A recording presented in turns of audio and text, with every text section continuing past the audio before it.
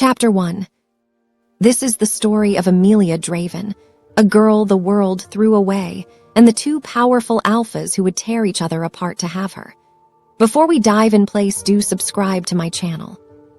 Now Amelia Draven learned the meaning of worthless before she learned how to read. She was 20 years old. 5'5" with a frame that carried curves she had learned to hide beneath baggy hand-me-down sweaters. Her hair was the color of melted caramel, long and silky, falling past her shoulders in waves she never had time to properly care for. Her eyes were hazel, a kaleidoscope of amber and green that shifted like autumn leaves depending on the light. She was the kind of beautiful that made people uncomfortable. The kind of beauty that made other women whisper and men stare a second too long. And that beauty had been her curse since the day she was born. Her biological mother had vanished when Amelia was barely 3 months old. No letter, no forwarding address, no reason, just an empty crib and a silence that stretched across 20 years. The Silverbrook Omega shelter placed baby Amelia with the Hartwell family, George, Miriam, and their daughter Abigail, under the assumption that they would raise her as their own. They didn't. George Hartwell was a man who measured everything in dollars. He had thin, wiry arms, a permanent scowl, and a gambling habit that had eaten through every penny the family ever had. To George, Amelia wasn't a daughter. She was an expense, a line item on a budget that was already bleeding red. Miriam was worse. She had the kind of cruelty that hid behind a polished smile at pack gatherings and church events. In public, she would rest her hand on Amelia's shoulder and call her our sweet girl. In private, she would grab that same shoulder and shove Amelia toward the pile of dirty laundry or the stack of unwashed dishes. "You eat under this roof," Miriam would say, her voice as cold as January frost. "So you earn your keep." And Amelia did. She woke before dawn every single day. She mopped floors that Abigail dirtied on purpose. She cooked meals she was rarely allowed to eat while they were still warm. She scrubbed bathrooms with bare hands because Miriam said gloves were a luxury they couldn't afford to waste on her. But the person who hurt Amelia the most wasn't George or Miriam. It was Abigail. Abigail Hartwell was 21 years old with mousy brown hair and narrow features that she tried desperately to enhance with layers of makeup. She was not ugly by any means, but standing next to Amelia was like standing a candle next to the sun. And Abigail knew it. Every mirror in the house reminded her. Every boy at school who looked past Abigail to stare at Amelia reminded her. And that jealousy had rotted into something dark and vicious over the years. "You know what's funny?" Abigail said one morning, leaning against the kitchen doorway while Amelia swept the floor. "Even strays know when they're not wanted, but you just keep hanging around like you're waiting for someone to love you." She laughed, and it sounded like glass breaking. "Nobody's coming, Amelia. Nobody ever will." Amelia said nothing. She had learned years ago that words were weapons she couldn't afford to use. Fighting back meant punishment. Crying meant weakness. Silence was the only armor she had. But beneath that silence, deep in the hollow spaces of her chest, something lived. Something barely alive. Her wolf. Among their kind, every werewolf was born with a wolf spirit, a second soul bonded to theirs from birth. Most wolves were loud and vibrant, full of instinct and fire. But Amelia's wolf had gone quiet years ago. Malnourishment had weakened her body. The constant emotional abuse had dimmed her spirit. Her wolf was like a flame trapped under a glass jar, still burning but slowly running out of air. Sometimes late at night, when the house was dark and everyone else was asleep, Amelia would press her palm flat against her chest and whisper, "Are you still there?" And sometimes, not always but sometimes, she would feel the faintest flutter in response, like a heartbeat that wasn't quite her own. On this particular Thursday evening, in the dead of winter, everything changed. Amelia was finishing the dinner dishes. The kitchen smelled of grease and boiled potatoes. Her fingers were pruned from the hot water, and her lower back ached from standing for hours. Outside, the wind howled through the bare trees and scratched at the windows like something trying to get in. Then George appeared in the kitchen doorway. He was drunk. Amelia could tell before he even opened his mouth. The sharp tang of whiskey rolled off him in waves, and his eyes had that unfocused glaze that usually preceded either a lecture or a shove. But tonight was different. Tonight there was something else swimming behind those bloodshot eyes. Guilt and greed, twisted together like two snakes. "Sit down," he grunted. Amelia dried her hands slowly and sat at the kitchen table. Her pulse quickened because George never invited her to sit. Sitting implied conversation, and conversation in this house never ended with anything good for Amelia. Miriam materialized in the doorway behind George, her arms folded across her bony chest like a sentinel. And behind her, lurking in the shadows with a smile already curling across her thin lips, was Abigail. "I'll keep this short," George said, staring at the table. He couldn't meet Amelia's eyes. "You've been sold." The word detonated inside Amelia's skull like a bomb. "Sold," she repeated. The dish towel slipped from her fingers and crumpled to the floor. "Alpha Damien Blackwood," George continued as if he was reading off a grocery list. "Leader of the Blood Moon Pack. The man needs a companion, someone young and healthy. I made him an offer and he accepted. He's paying enough to wipe out every debt I've got." Amelia's blood turned to ice. Alpha Damien Blackwood. Every werewolf in the country knew that name the way every child knows the name of the monster under their bed. He was the youngest Alpha King to ever take the throne of the Blood Moon Pack and the most terrifying leader in living memory. They said he had conquered 3 rival packs before his 25th birthday. They said his wolf was twice the size of any normal alpha. They said his eyes were the color of liquid silver, and that the last thing his enemies saw before dying was the cold reflection of themselves in those eyes. "No," Amelia shot to her feet so fast the chair toppled backward and crashed against the floor. "No, you can't do this. I'm not something you can sell."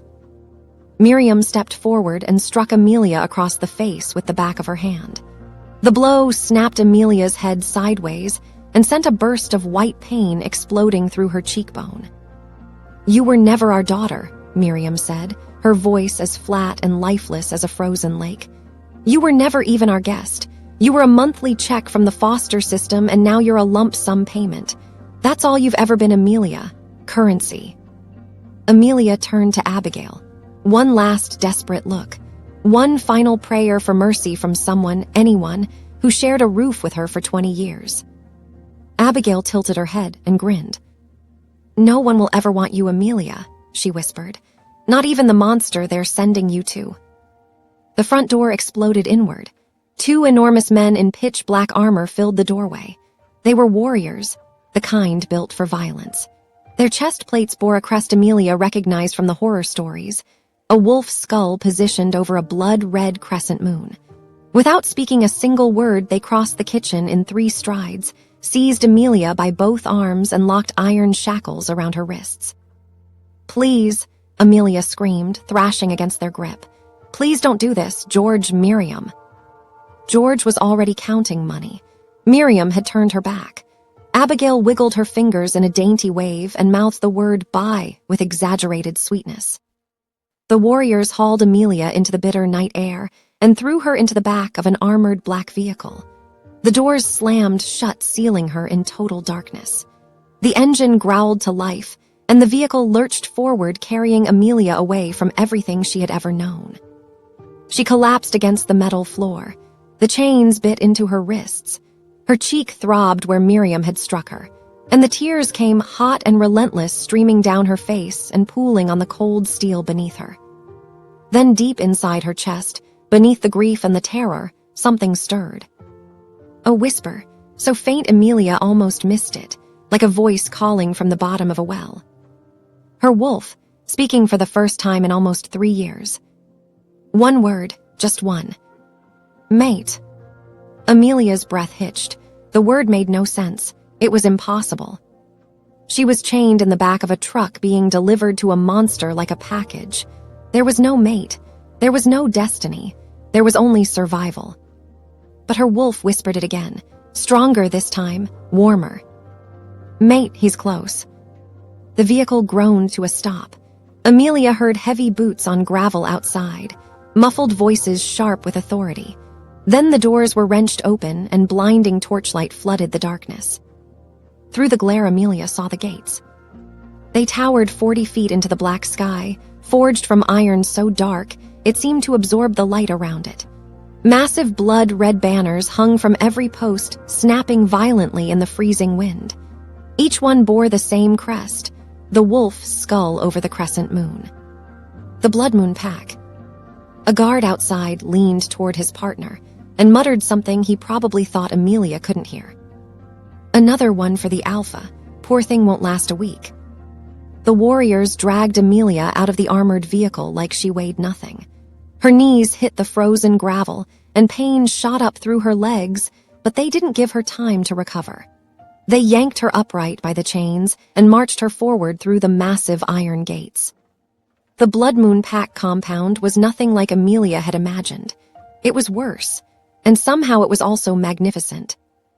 The main pack house rose from the earth like a fortress carved from black stone. Towers climbed toward the night sky with narrow windows glowing amber from the fires burning inside.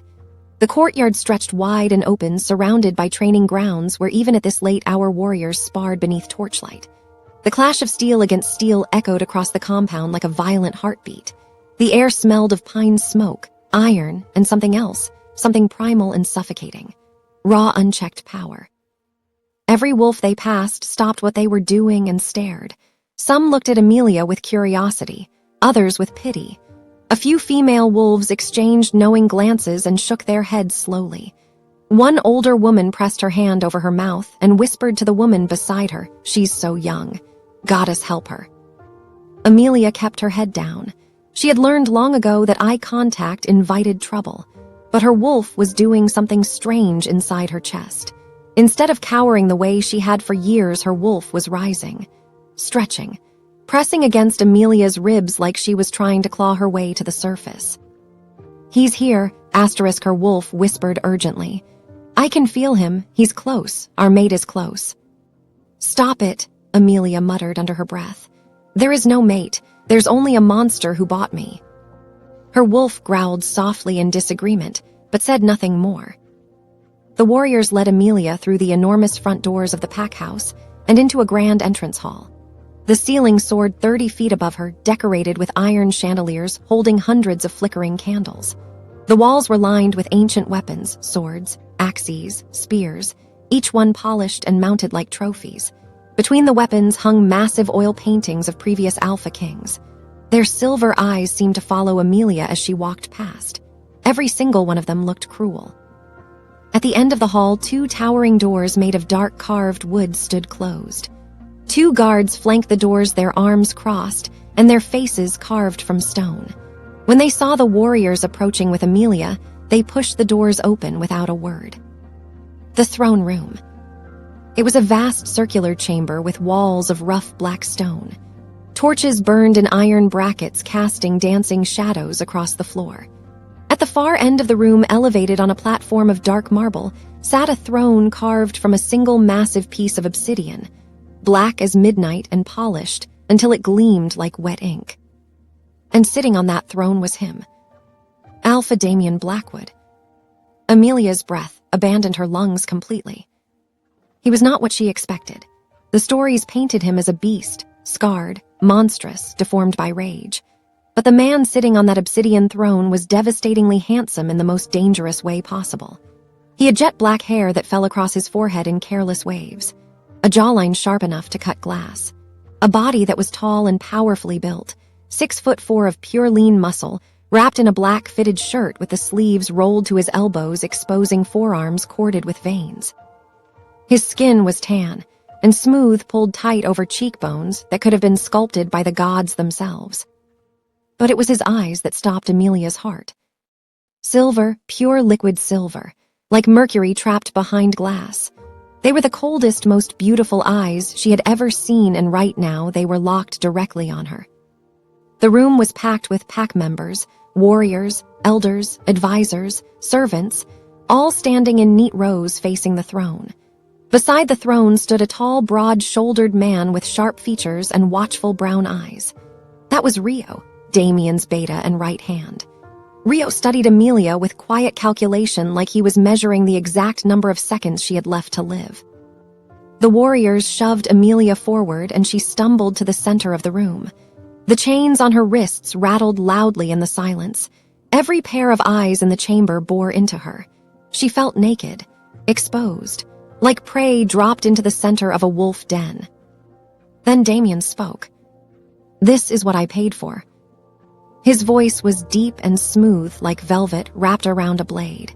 It filled the room without effort, the kind of voice that didn't need to shout because the world had already learned to listen. He leaned forward on his throne, his silver eyes traveling slowly over Amelia from head to toe. There was no warmth in that gaze, no curiosity, only cold clinical assessment like he was inspecting merchandise. "She's smaller than I expected," Damien said to Rio without taking his eyes off Amelia. "And thinner. I told Hartwell I wanted someone strong enough to be useful." Rio opened his mouth to respond, but never got the chance. Because in that exact moment, something extraordinary happened. Amelia lifted her head. Her hazel eyes rose from the floor and met Damien's silver ones for the first time. Directly, fully, without barriers. And the world exploded. The mate bond snapped into place with a force that nearly knocked Amelia off her feet. It was like lightning striking the center of her chest, white hot and blinding. Every nerve in her body ignited simultaneously. Her wolf surged forward with a howl so powerful it echoed through Amelia's entire being. "Mate," her wolf roared. "He's our mate. The moon goddess chose him for us." Amelia's lips parted. Her hands trembled. Her hazel eyes went wide with shock and disbelief and something terrifyingly close to hope. "You're," she whispered, her voice barely audible in the massive chamber. "You're my mate." The words landed like a grenade in the silent room. Every pack member froze. Rio's eyes widened. Whispers erupted across the chamber like wildfire. "Mate! The Omega is his mate." The moon goddess paired him with a purchased wolf. On the throne, Damien had gone completely rigid. His silver eyes blazed with something volatile recognition. The bond had hit him too. Amelia could see it in the way his pupils dilated, the way his knuckles turned white gripping the armrests, the way his chest expanded with a sharp, involuntary breath. He felt it. She knew he felt it. For one breathless fraction of a second, something flickered behind those mercury eyes. Something raw and unguarded. Something that looked almost like wonder. Then it vanished, crushed beneath a wave of fury so intense it changed the temperature of the entire room. Damien rose from his throne slowly. He descended the platform steps with a controlled grace of a predator. Each step echoed through the chamber like a countdown. The crowd parted before him instinctively, wolves pressing backward against the walls as their alpha moved through them. He stopped directly in front of Amelia. He towered over her 6'4" to her 5'5". His shadow swallowed her completely. The scent of him hit her like a wall, dark cedar, thunderstorms, and something smoky and intoxicating that made her wolf purr despite the terror flooding Amelia's veins. Damien reached out and gripped Amelia's chin between his thumb and forefinger. He tilted her face upward, forcing her to look into his eyes. His touch sent electric sparks racing across her skin. The bond screamed between them, hot and desperate and undeniable. But his eyes were arctic. "You," he said, the word dripping with disgust. "A worthless Omega I purchased like livestock is supposed to be my mate." Each word was a dagger driven straight through Amelia's chest. Her wolf howled in anguish. "No, he can't reject us. Tell him, fight for us." But Amelia couldn't speak. She couldn't breathe. She could only stare into those beautiful, terrible silver eyes as the man the moon goddess had chosen for her looked at her like she was dirt beneath his boots. Damien released her chin and stepped back. He straightened to his full height, and when he spoke next, his voice carried across the entire chamber with the weight of law. "I, Alpha Damien Blackwood of the Blood Moon Pack, rejects you as my mate." The rejection tore through Amelia like a serrated blade being dragged slowly through her chest. She gasped and doubled over, clutching the space above her heart. It burned, not like fire, but like something vital was being ripped away from her soul by force. Her wolf wailed inside her, a sound so broken it barely sounded like a living creature. "Take her to the dungeon," Damien commanded, turning his back. "Get her out of my sight." The warriors grabbed Amelia's arms and began dragging her toward the side door. She couldn't fight. The pain of the rejection had stolen every ounce of strength she had. Her legs gave out and they dragged her across the stone floor like a rag doll. Through blurring tears, Amelia saw Rio step close to Damien and murmur something low and urgent. She caught fragments, "Rejecting a fated mate, and the moon goddess doesn't make mistakes, and there will be consequences." Damien's response was instant and violent. He seized Rio by the throat and lifted him clear off the ground. The entire room flinched. "Never," Damien snarled, his silver eyes glowing with dangerous light, "mention that Omega to me again. She is nothing. Do you understand? Nothing." He released Rio, who stumbled backward, gasping. Damien turned and stormed out of the throne room through a private door, slamming it so hard the iron chandeliers above rattled and swayed. The warriors threw Amelia into a dungeon cell deep beneath the pack house. The door clanged shut. A rusty lock clicked into place, and then there was silence. Cold, absolute, suffocating silence. Amelia lay on the freezing stone floor in the pitch darkness. Her wrists were raw from the chains. Her chest burned where the bond had been torn. Every breath felt like swallowing broken glass. Her wolf lay, crumpled inside her, whimpering, softly like a wounded animal. "He doesn't want us," her wolf cried. "Our own mate doesn't want us." Amelia pressed her palm flat against the cold stone floor and let the tears fall freely. They pooled beneath her cheek, warm against the frozen ground. "If he doesn't want me," she whispered into the empty darkness, her voice cracking on every word, "then why does it feel like my soul is being ripped in half?" Somewhere above her, separated by stone walls and locked doors, Alpha Damien Blackwood sat alone in his chambers. His hands were shaking. His wolf was howling inside him, thrashing against his ribs, demanding he go back, demanding he take it all back. He pressed his fists against his temples and growled through clenched teeth. "She is nothing to me." But even he didn't believe it. 3 days. That's how long Amelia had been locked in the dungeon beneath the Blood Moon pack house. 3 days of cold so bitter it seeped into her bones and made her teeth chatter until her jaw ached. 3 days of darkness so complete she couldn't tell whether it was day or night above her. 3 days of a pain in her chest that never stopped burning, the incomplete rejection searing through her like a hot coal pressed against her heart. The rejection was incomplete because Amelia hadn't accepted it. In the werewolf world, a mate bond couldn't be fully severed unless both parties agreed. Damien had spoken of his rejection, but Amelia had never spoken hers. Whether that was because she was too shocked or too broken, or because somewhere deep inside her she couldn't bring herself to let go, she didn't know. All she knew was that the bond still pulsed inside her chest like a second heartbeat. Faint, agonizing, relentless. Her wolf was barely conscious. The creature lay curled in the darkest corner of Amelia's mind, whimpering softly like an animal that had been kicked one too many times. Every few hours she would stir and whisper the same thing. "Don't accept it. Don't let go of the bond, please."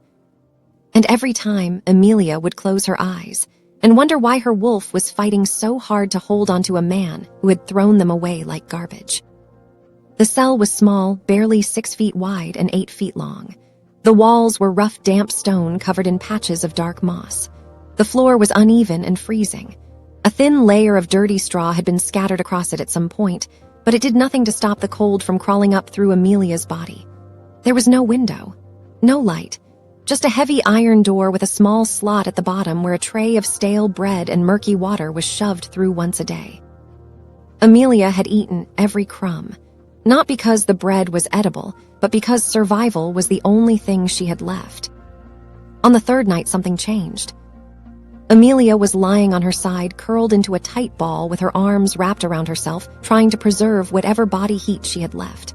Her wrists were raw and scabbed from the chains they had finally removed on the second day. Her cheek still carried a faded bruise from Miriam's slap. She had stopped crying sometime around the end of the first day. not because the pain had lessened, but because her body had simply run out of tears. Then she heard footsteps. Not the heavy, careless boots of the guards who shoved her food tray through the slot. These footsteps were lighter, quicker, deliberate but cautious. They stopped outside her cell door, and Amelia heard the soft clink of keys. The door creaked open, and warm amber light spilled into the darkness. Amelia flinched and shielded her eyes. After 3 days in total blackness, even the glow of a small lantern felt blinding. "Child," a woman's voice whispered. "Oh, you poor child." Amelia blinked until her vision adjusted. Standing in the doorway was a woman in her late 50s with silver-streaked hair pulled back in a neat bun. She had warm brown eyes lined with deep crow's feet and hands that looked like they had spent decades working, calloused but gentle. She wore the simple gray uniform of a pack house servant, but she carried herself with a quiet dignity that suggested she was more than just any servant. This was Alina, the head maid of the Blood Moon pack. Alina set the lantern on the floor and knelt beside Amelia. From beneath her apron, she pulled out a bundle wrapped in cloth, fresh bread, real bread, still warm from the oven, a flask of clean water, a small jar of healing salve, and a thick wool blanket. "Eat," Alina said softly, pressing the bread into Amelia's trembling hands. "Slowly, your stomach will cramp if you eat too fast." Amelia's eyes burned with fresh tears she didn't think she had left. She took a small bite of the bread, and the warmth of it spread through her hollow body like sunlight. It was the first act of genuine kindness anyone had shown her since she arrived at the Blood Moon pack. It was almost too much to bear. "Why are you helping me?" Amelia whispered, her voice hoarse from disuse. Alina unscrewed the jar of salve and began gently applying it to Amelia's raw wrists. Her touch was careful and maternal, the kind of touch Amelia had never received from Miriam, not once in 20 years. "Because someone should," Alina said simply. Then she paused and looked Amelia directly in the eyes. "And because in 32 years of serving this pack, I have never seen Alpha Damien react to anyone the way he reacted to you." Amelia almost laughed, almost. "He reacted by rejecting me and throwing me in a dungeon," she said bitterly. Alina shook her head slowly. "I've watched that man grow from a boy into a king. He has never flinched, not in battle, not in grief, not once. But when you walked into that throne room, something in him cracked. I saw it. And his wolf," Alina lowered her voice to barely a whisper. "His wolf has been howling every night since he put you down here. The entire East Wing can hear it. The Alpha hasn't slept. He's barely eaten. He's put 3 warriors in the infirmary for minor offenses that he would have normally ignored." Amelia stared at Alina, searching the older woman's face for any sign of deception. She found none. "The bond is fighting him," Alina continued, wrapping the blanket around Amelia's shoulders. "He rejected you with his words, but his wolf never agreed. And a wolf that loses its mate doesn't go quietly as a child. It goes mad." Amelia's own wolf stirred weakly at these words. "His wolf wants us," she whispered. "Even if the man doesn't, his wolf does." Before Amelia could respond, another sound echoed down the corridor. This time there was no mistaking the footsteps. They were heavy, powerful. Each one struck the stone floor like a hammer blow.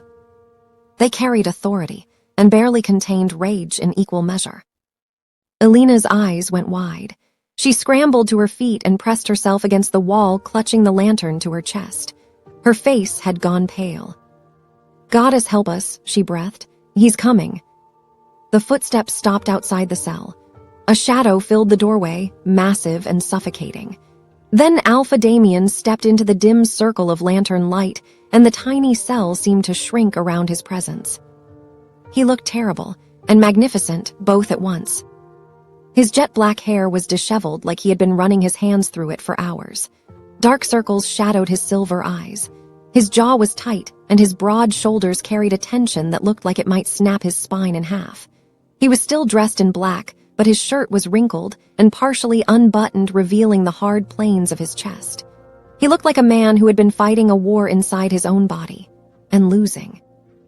His silver eyes swept the cell, the damp walls, the dirty straw, the darkness, and something tightened in his expression. Then his gaze landed on Amelia, on her bruised wrists, on her hollow cheeks, on the blanket Alina had wrapped around her thin frame. For one fleeting moment, guilt flickered across his face like lightning across a night sky. There and gone in an instant, replaced immediately by that cold, impenetrable mask he wore like armor. "Leave us," he said to Alina without looking at her. Alina hesitated for half a second, then bowed and slipped out of the cell. Her footsteps retreated quickly down the corridor, leaving Amelia alone with the Alpha who had shattered her world. The silence between them was suffocating. Damien stared down at Amelia and she stared back. Her wolf was trembling inside her, not with fear but with longing. The bond between them hummed even now, even after everything. Finally, Damien spoke. His voice was low and strained like each word cost him something. "I will never accept you as my mate," he said. "I will never make you my Luna. That is not negotiable." Amelia said nothing. She just watched him with those hazel eyes that seemed to see straight through his armor. Damien's jaw flexed. He continued. "But I need an heir. Every Alpha King needs one, and no other woman has been able to carry a child with royal Alpha blood. The pregnancies have all failed." He paused, and something dark moved behind his silver eyes. "The moon goddess chose you for a reason. Your body was designed to be compatible with mine. So here is what I am offering you." He crouched down until he was eye level with Amelia. This close she could smell him, dark cedar and thunderstorms, and that intoxicating smoke that made her wolf keen with desire despite everything. "Give me an heir," Damien said, his silver eyes boring into hers. "Carry my child, and when the child is born, I will set you free. You will be given enough money to start a new life anywhere you choose. You will never have to see me again." Amelia's wolf snarled inside her chest. "He sees us as a breeding tool. Nothing more. Say no. We are worth more than this." But Amelia's human mind saw something her wolf's pride refused to acknowledge: reality. She had no pack, no family, no money, no freedom. She was locked in a dungeon beneath the fortress of the most powerful Alpha in existence. Refusing him meant rotting in this cell until he found another use for her or forgot about her entirely. This deal was degrading. It was cold and transactional, and it reduced her to nothing more than a vessel for his bloodline. But it was also a door, the only door in a room with no windows. "Fine," Amelia said through clenched teeth. Her voice was quiet but steady. "I'll give you your heir, and then you let me go." Damien held her gaze for a long moment. Something unreadable moved behind his silver eyes, something that looked almost like conflict. Then he stood and turned toward the door. He paused at the threshold, his back to her. His hand rested on the iron door frame. "Don't mistake this for mercy," he said, his voice flat and final. "You are nothing to me." He walked out without looking back. But Amelia's wolf caught what Amelia's human eyes missed. She felt it through the bond, faint but unmistakable. Damien's hand was trembling against the door frame, and his heartbeat had spiked the moment he looked at her bruised wrists. "He's lying," her wolf whispered. "He's lying to us, and he's lying to himself." Amelia pulled the blanket tighter around her shoulders and stared at the empty doorway where the most powerful Alpha in the world had just stood. The man who rejected her, the man who caged her, the man whose hand shook when he saw her bruises. "Maybe he is lying," Amelia whispered into the silence. "But lies are all I've ever been given, so what difference does it make?" She closed her eyes and pressed her hand against the burning spot on her chest, where the bond still lived. What a difference indeed. The next morning, 2 guards appeared at Amelia's cell door. She flinched instinctively, pressing her back against the cold stone wall, expecting to be dragged somewhere worse. But instead of chains, they carried a small bundle of clean clothes and a pair of simple leather shoes. "Alpha's orders," one of them grunted without making eye contact. "You're being moved." They escorted Amelia out of the dungeon and up through a narrow stone staircase she hadn't seen before. Each step upward brought warmer air and more light. By the time they reached the main floor of the pack house, Amelia's eyes were watering from the brightness streaming through the tall windows. She had only spent 3 days underground, but it felt like 3 years.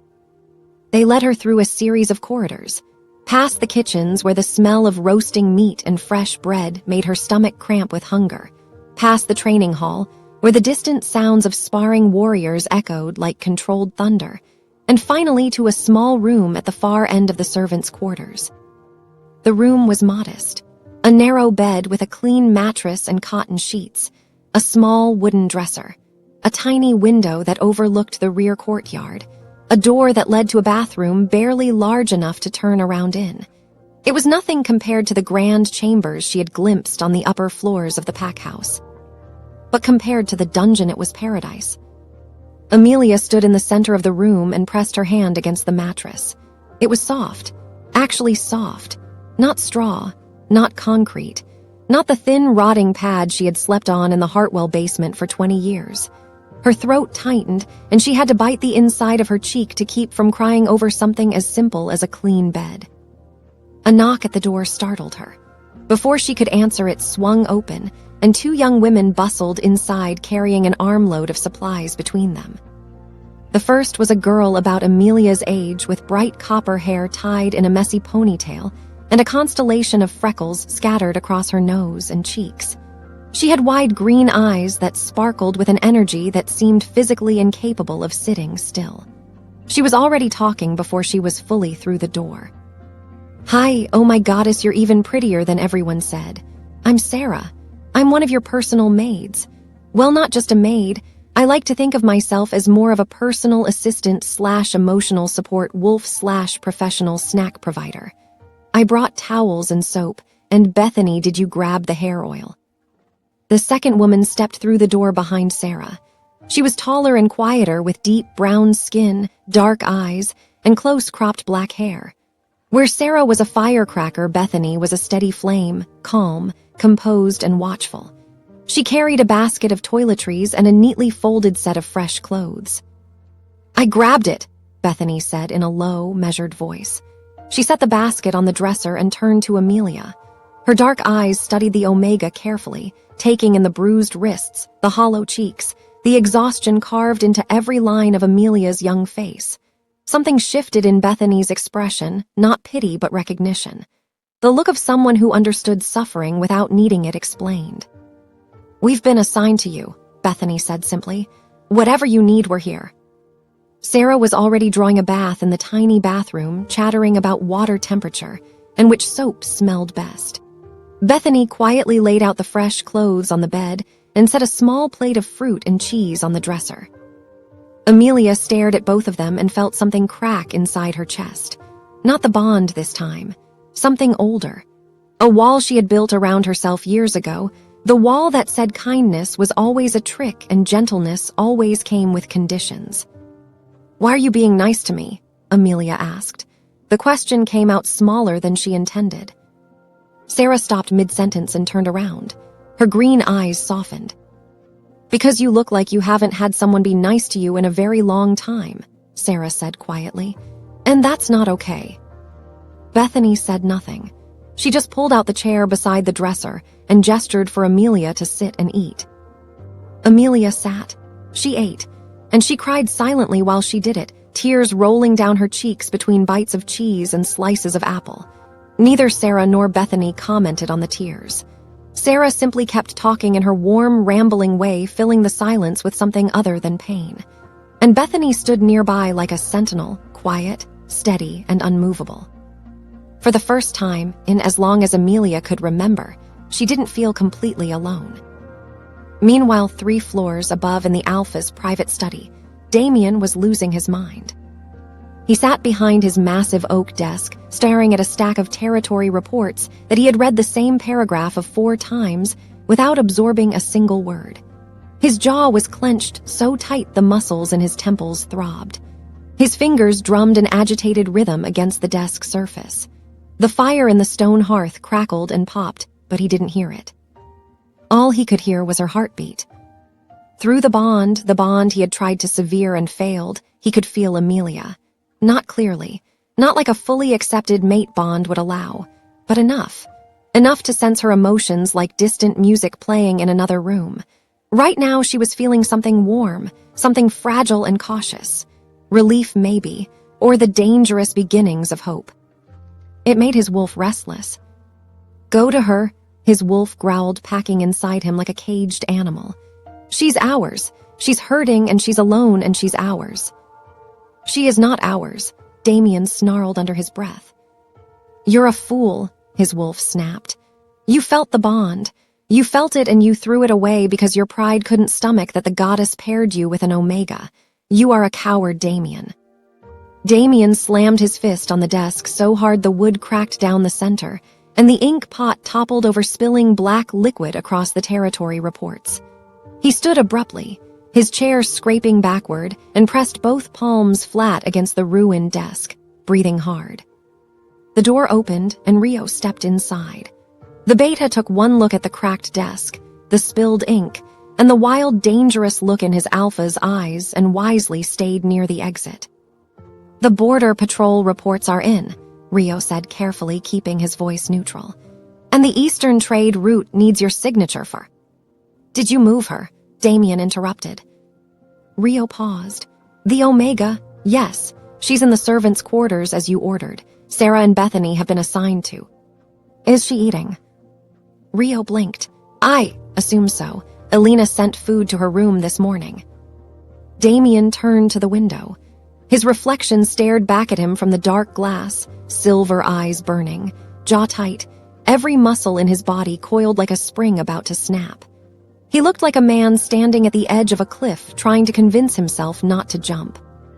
"Good," he said flatly. "That's all." Rio lingered in the doorway for a moment. He had known Damien since they were boys. He had watched this man conquer 3 packs without breaking a sweat. He had seen him face down armies of rogues with nothing but cold strategy and brute force. In all those years, Rio had never seen Damien rattled. Until now. Rio closed the door quietly behind him and walked down the corridor, shaking his head. He found Elena in the kitchen and pulled her aside. "Something is very wrong with the Alpha," Rio murmured. Elena dried her hands on her apron and gave Rio a look that said she already knew. "Something is very right with the Alpha," Elena corrected him gently. "He just doesn't know it yet." That night, Damien didn't sleep.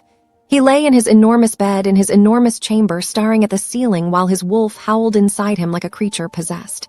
The bond pulsed in his chest, steady and warm and maddening. He could feel Amelia 3 floors below. She was sleeping. Her heartbeat was slow and even, peaceful for the first time since she arrived. And somehow feeling her peace made his war worse. He threw the covers off and sat on the edge of the bed, gripping his hair with both fists. Her scent was everywhere. Vanilla and wildflowers, it clung to the air like a ghost.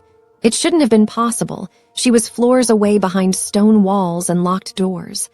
But the bond carried it to him like a cruel gift he never asked for. "Go to her," his wolf demanded again. "I won't ask again, Damien. Go to her." Damien's resolve crumbled. He stood and crossed his chamber to the door. He opened it and found a servant passing in the corridor. The servant froze, eyes wide with terror at seeing the Alpha outside his room at this hour, looking like barely controlled chaos.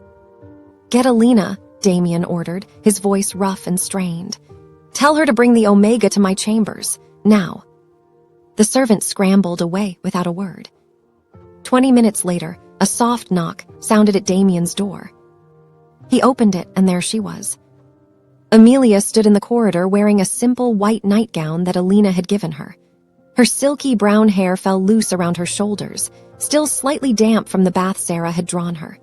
Her hazel eyes were wide and uncertain, golden in the flickering torchlight of the hallway.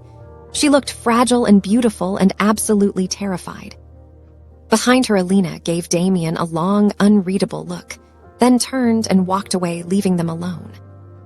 Amelia's wolf was trembling inside her, not with fear, but with the overwhelming pull of the bond. "He called for us," her wolf whispered breathlessly. "He couldn't stay away. I told you he feels it too." Amelia stepped into the chamber and Damien closed the door behind her. The room was dark, lit only by the dying fire in the hearth. Shadows danced across the walls and across his face. He stood by the window with his back to her, shirtless, his muscular back taut with tension, His hands braced against the window frame. He didn't turn around for a long time. The silence stretched between them thick and electric. Amelia could hear her own heartbeat thundering in her ears. She could smell him, dark cedar and thunderstorms, and that smoky, intoxicating scent that made her knees weak even when her mind was screaming at her to run. Then Damien spoke. His voice was barely above a whisper, and it sounded like it was being dragged out of him against his will. "I can feel you, every second of every hour, your heartbeat, your sadness, your fear." He paused, and his shoulders rose with a heavy breath. "It's driving me insane." He turned slowly. His silver eyes found hers across the dark room, and the bond between them ignited invisible fire stretching from his chest to hers. He crossed the room in 3 slow, deliberate strides and stopped inches from her face. Amelia looked up at him, this towering, devastating, impossible man who had rejected her and caged her, and was now standing so close she could feel the heat radiating from his bare skin. His silver eyes searched her hazel ones, and for the first time there was no mask. No armor, no cruelty, just raw, unfiltered conflict. His hand rose slowly, and his fingers brushed a strand of damp hair away from her face. The touch was so gentle, so achingly careful, that it made Amelia's breath hitch. Her wolf purred. "See, beneath the monster there is a man, and that man wants us." Damien's thumb traced along her jawline. His silver eyes dropped to her lips, and his breathing changed, slower, deeper, heavier. "I told myself I didn't want you," he whispered, his voice rough and broken. "So why can't I stop?" Amelia's heart was hammering so hard she was sure he could hear it. Her wolf was howling with desperate hope. Every cell in her body was leaning toward him, drawn by the invisible thread that connected their souls. But her mind, her scarred, battered, exhausted mind, whispered a warning she couldn't ignore. "He rejected you in front of everyone. He threw you in a dungeon. He called you nothing. One gentle touch doesn't erase that. Don't forget what he is." But as Damien's hand slid to the back of her neck and he pulled her closer, so close their foreheads touched and their breath mingled in the narrow space between them, Amelia realized something terrifying. She wasn't sure she cared. Amelia didn't remember who closed the distance first. Maybe it was Damien. Maybe it was her. Maybe it was the bond itself, that invisible chain connecting their souls, pulling them together with a force that neither of them had the strength to resist anymore. All Amelia knew was that one moment they were standing inches apart, breathing the same air, and the next moment his lips were on hers. The kiss was not gentle. It was desperate and hungry and raw, the kind of kiss that comes from 2 people who have been fighting the same fire and finally stopped running from the flames. Damien's hand gripped the back of her neck, pulling her closer, while his other arm wrapped around her waist, lifting her slightly off the ground. Amelia's fingers found his bare chest, and she felt his heart pounding beneath her palms, fast and hard, and completely at odds with the cold, controlled image he showed the world. Her wolf howled with joy. "Finally, he's ours, we're his. This is what the bond was made for." The fire in the hearth had burned down to embers, casting the chamber in a soft amber glow. Shadows moved across the walls like living things. The room smelled of dark cedar and vanilla, his scent and hers intertwined until they became something new, something that belonged to both of them. For the first time since arriving at the Blood Moon Pack, Amelia felt warm. Not just physically, but somewhere deep inside that cold, hollow space beneath her ribs where the rejection had carved a wound. The bond hummed between them, not burning now but glowing, steady and bright like a candle that had finally been given enough air to breathe. And Damien was different. Not completely, not in the ways that mattered most, but in the small ways that Amelia's battered heart clung to like a drowning person clings to driftwood. His touch was careful. His hands, those large, powerful hands that could crush bone, moved across her skin like she was something precious, something breakable. His silver eyes softened in the firelight, losing their arctic edge and revealing something beneath that Amelia had never seen before. Vulnerability. He held her like he was afraid she might disappear, like she was the first real thing he had touched in years. And when he whispered her name, just her name, nothing else, his voice cracked on the second syllable in a way that made Amelia's chest ache. For a few hours, the dungeon didn't exist. The rejection didn't exist. The deal and the chains and the cruelty, none of it existed. There was only the fire and the bond and two broken people pretending that the world outside that room couldn't touch them. Amelia's wolf purred contentment through every fiber of her being. "This is what it's supposed to feel like," her wolf murmured. "This is what home feels like."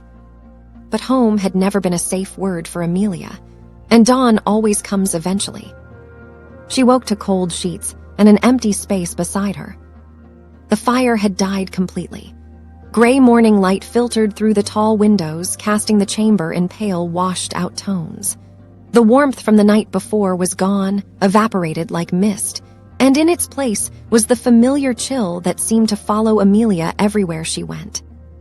Damien stood by the window fully dressed in a black fitted shirt and dark trousers. His back was to her. His posture was rigid, shoulders squared, spine straight, every muscle locked into place like a soldier standing at attention. He stared out the window at the training grounds below where warriors were already beginning their morning drills. He didn't turn around when Amelia sat up. He didn't acknowledge her at all. The bond between them had shifted. Last night it had been warm and golden, humming with connection. Now it felt like a wire-pulled taut, vibrating with tension and threatening to snap. "Damien," Amelia said softly, pulling the sheet around her shoulders. His jaw tightened at the sound of his name on her lips. She saw the muscles in his neck flex. His fingers curled into fists at his sides. "Get dressed," he said. His voice was flat, empty. The warmth from last night had been surgically removed and replaced with cold steel. "Elena will bring you clothes." Amelia felt something sink inside her chest, like a stone dropping into deep water. "Last night," she began. "Last night was part of the arrangement," Damien cut her off. His voice didn't waver. His back didn't turn. "You agreed to give me an heir, that's what happened, nothing more." The words hit Amelia with the force of a physical blow. Her wolf recoiled inside her, snarling with pain and fury. "Liar," her wolf cried. "That was not just an arrangement, he felt it. We felt it. He held us like we mattered, and now he's pretending it meant nothing." Amelia's eyes burned, but she refused to let the tears fall. Not in front of him. Not again. "You held me like I was something to you," she said quietly. Her voice was steady even though her hands were shaking. "Was that part of the arrangement too?" Damien's shoulders stiffened. For a fraction of a second, his mask slipped. She saw his reflection in the window glass, and his silver eyes were not cold. They were tortured. But then the mask slammed back into place, and he turned his head slightly. Not enough to look at her, just enough to deliver his next words over his shoulder. "Don't read into things, Amelia. You'll only hurt yourself." He walked out of the chamber and closed the door behind him. Not a slam this time, just a quiet, decisive click. Somehow that was worse. Amelia sat in the empty bed, wrapped in sheets that still smelled like him, and felt the warmth drain out of her body degree by degree. Her wolf curled into a tight ball inside her chest, whimpering softly. "He's lying," her wolf whispered. "His heartbeat spiked when you spoke. His wolf was scratching at the surface, begging him to turn around. He wanted to stay. I felt it." "It doesn't matter what he wanted," Amelia said aloud to the empty room. "It matters what he did, and what he did was leave." She dressed in the clothes Elena had left outside the door and walked back to her small room in the servants' quarters. The hallway was empty. The morning light was gray and lifeless. Every step felt heavier than the last. When she reached her room, Sarah was waiting inside, arranging fresh towels on the dresser. The moment Sarah saw Amelia's face, her bubbly energy dimmed. She crossed the room quickly and put her arms around Amelia without asking a single question. Amelia broke. She buried her face in Sarah's shoulder and sobbed deep, ugly sobs that shook her entire body. She cried for the rejection. She cried for the night that had given her a glimpse of what Damien could be and the morning that had ripped it away. She cried for the little girl who had spent 20 years being told she was worthless and had just started to believe that maybe she wasn't, only to be discarded again. Sarah held her tight and stroked her hair, and said nothing because some pain is too big for words. When the tears finally stopped, Amelia pulled back and wiped her face with the back of her hand. Her eyes were red and swollen. Her chest ached, but somewhere beneath the wreckage, something small and stubborn still glowed inside her. "Survive," it whispered. "Whatever happens, just survive." That afternoon, the Blood Moon Pack gates opened for a visitor. Amelia was sitting by her tiny window, staring blankly at the courtyard below, when the sound of approaching vehicles caught her attention. A sleek black car, flanked by 4 motorcycles, rolled through the iron gates and came to a stop in front of the pack house. The car was expensive, the kind of vehicle that announced wealth and status before the door even opened. The pack house erupted with activity. Servants rushed to line the entrance. Warriors straightened their posture. Even Rio appeared at the front doors, adjusting his collar, something Amelia had never seen the composed Beta do. Then the car door opened, and a woman stepped out. She was stunning, the kind of stunning that makes an entire courtyard fall silent. She had long dark hair that cascaded over her shoulders like black silk. Her skin was flawless and sun-kissed. Her features were sharp and elegant, high cheekbones, full lips, dark eyes framed by thick lashes. She wore a fitted red dress that hugged every curve, and she walked with the confidence of someone who had never been told no in her entire life. But it wasn't the woman's beauty that made Amelia's stomach drop. It was Damien's reaction. He appeared at the pack house entrance, and the moment his silver eyes landed on the woman, something happened that Amelia had never witnessed. Not once since she arrived. He smiled. Not a smirk, not a sneer, not the cold, calculated expression he wore like a weapon. An actual, genuine smile that softened his entire face and made him look like a completely different person. He descended the steps, and the woman rushed to meet him, throwing her arms around his neck in a familiar embrace. Damien's arms wrapped around her waist, and he held her, not with the desperate tension of the night before, but with the easy warmth of someone he had known forever. "Isabella," Damien said, and even from her window 3 stories above Amelia could hear the warmth in his voice. "It's been too long." Isabella pulled back and cupped his face with both hands. She laughed, and the sound carried across the courtyard like music. She said something Amelia couldn't hear, and Damien actually chuckled, in response. The entire pack watched with reverent familiarity. They knew this woman. They respected her. Some of them loved her. Isabella moved through the crowd, greeting warriors and servants by name, stopping to embrace a few of the older pack members who clearly adored her. Amelia stood frozen at her window. Her wolf had gone very still inside her chest, not whimpering this time but growling, low and dangerous and territorial. "Who is she?" her wolf demanded. "Why is he smiling at her? He has never smiled at us, not once. Who is she?" Amelia's fingers gripped the window frame so hard her knuckles turned white. She watched as Isabella looped her arm through Damien's, and they walked into the pack house together. His hand rested on the small of her back, casual, comfortable, intimate. The kind of touch that spoke of years of history, years that Amelia would never be part of. Something shattered inside Amelia's chest. Not the bond, something worse. Hope. The fragile, reckless, stupid hope that last night had planted in her heart. The hope that maybe Damien could change. That maybe the man beneath the monster was real. That maybe she mattered to him, even a little, died in that moment. Watching him smile at another woman the way he would never smile at her killed it as surely as a boot crushes a flower. Then, as if the universe wanted to twist the knife one final time, Isabella paused at the pack house entrance. She turned and looked up, directly at Amelia's window. Their eyes met across the courtyard. Hazel locked onto dark brown across 3 stories of stone and air. Isabella smiled. But there was nothing warm about it, nothing welcoming. It was the kind of smile a cat gives a mouse right before it pounces, slow, deliberate, and dripping with quiet menace. Isabella tilted her head, slightly studying Amelia through those dark, calculating eyes. Then she murmured something. Amelia couldn't hear the words, but she watched Isabella's lips move, and her wolf, whose instincts were sharper than any human sense, translated the shape of those lips into a sentence that made Amelia's blood run cold. So that's the Omega everyone has been whispering about. She won't be a problem for long. Isabella turned away and disappeared into the pack house. Damien followed without once glancing up at Amelia's window. Amelia sank onto her bed and pressed both hands against her stomach. Her wolf was growling continuously now, a low vibrating sound that resonated through her bones. "She is a threat," her wolf warned. "I don't know who she is, but every instinct I have is screaming danger. We need to be careful."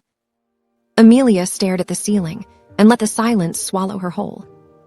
Last night she was held like she was precious. This morning she had been discarded like she was nothing. And this afternoon, a woman with a predator's smile had just walked into the Blood Moon pack and looked at Amelia like she was already planning how to make her disappear.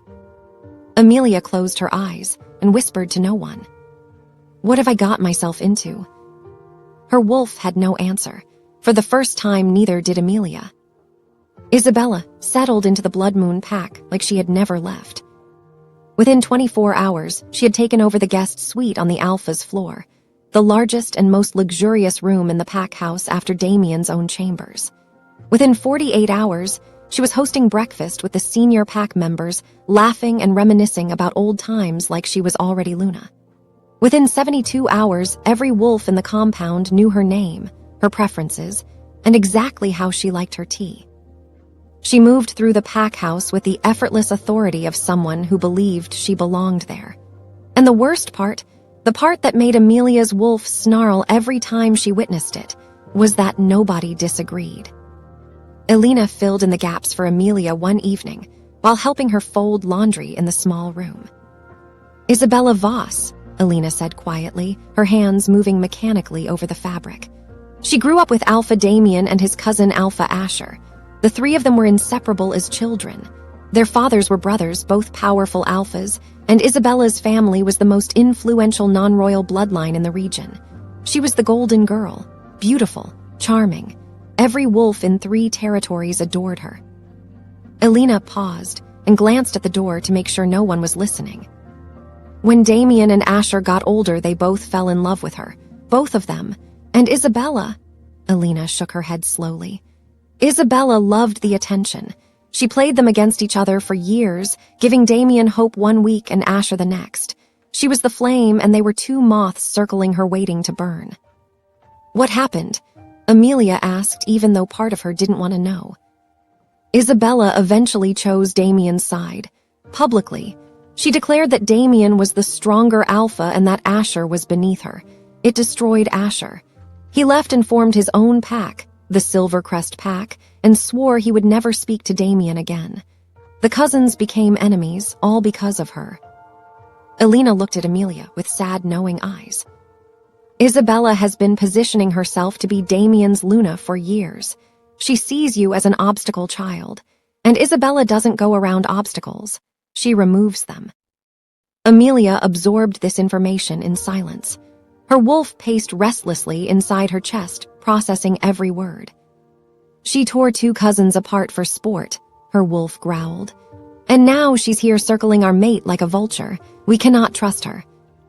The next evening proved her wolf right. Damien hosted a formal dinner in the Grand Hall, a welcome celebration for Isabella. The long oak table was set with silver candelabras and polished plates. Pack members filled every seat dressed in their finest. The room buzzed with conversation and laughter and the clinking of crystal glasses. Amelia sat at the far end of the table near the servants' entrance. She wore a simple gray dress that Elena had found for her. Her brown hair was pulled back in a low braid. She kept her eyes on her plate and tried to make herself as small as possible. It didn't work. Isabella sat at the head of the table beside Damien. She wore a stunning black gown with a plunging neckline that caught the light every time she moved. Her dark hair was swept over one shoulder, and diamonds glittered at her ears and throat. She looked like a queen already crowned. Halfway through the main course, Isabella raised her glass and stood. The room quieted. She smiled, that dazzling, calculated smile that could charm the skin off a snake, and addressed the table. "I want to thank Alpha Damien for welcoming me back to the Blood Moon Pack," she said, her voice smooth as honey poured over velvet. "This pack has always been my second home, and being here again feels like destiny." Polite applause rippled through the room. Isabella's dark eyes swept across the faces at the table and landed on Amelia. The smile didn't waver, but something behind it sharpened. "I also want to acknowledge someone else at this table." Isabella continued, tilting her glass toward Amelia. "The Omega everyone has been whispering about. Amelia, isn't it?" Every head in the room turned toward Amelia. Her stomach dropped. Her wolf bristled. "Careful," her wolf warned. "She's setting a trap." "I must say," Isabella continued, her voice dripping with sweetness that burned like acid, "I admire your resilience, dear. It takes a certain kind of strength to sit at a table you were never meant to be at. Most purchased Omegas have the good sense to stay in the servants' quarters where they belong. But here you are, sitting among wolves who were born into this pack, wolves who earned their place through blood and loyalty." She paused and let the words sink in like poison into soil.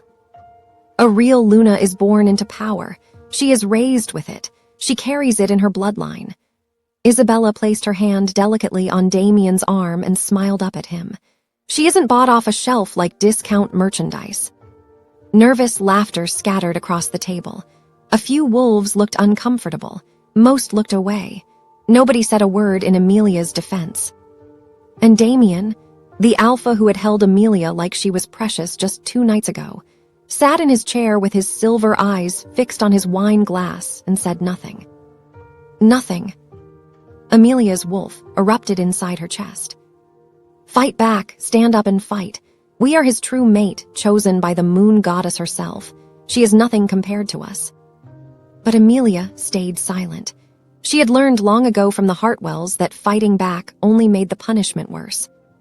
So she sat perfectly still with her spine straight, and her hands folded in her lap, while tears burned behind her eyes like hot coals she refused to release.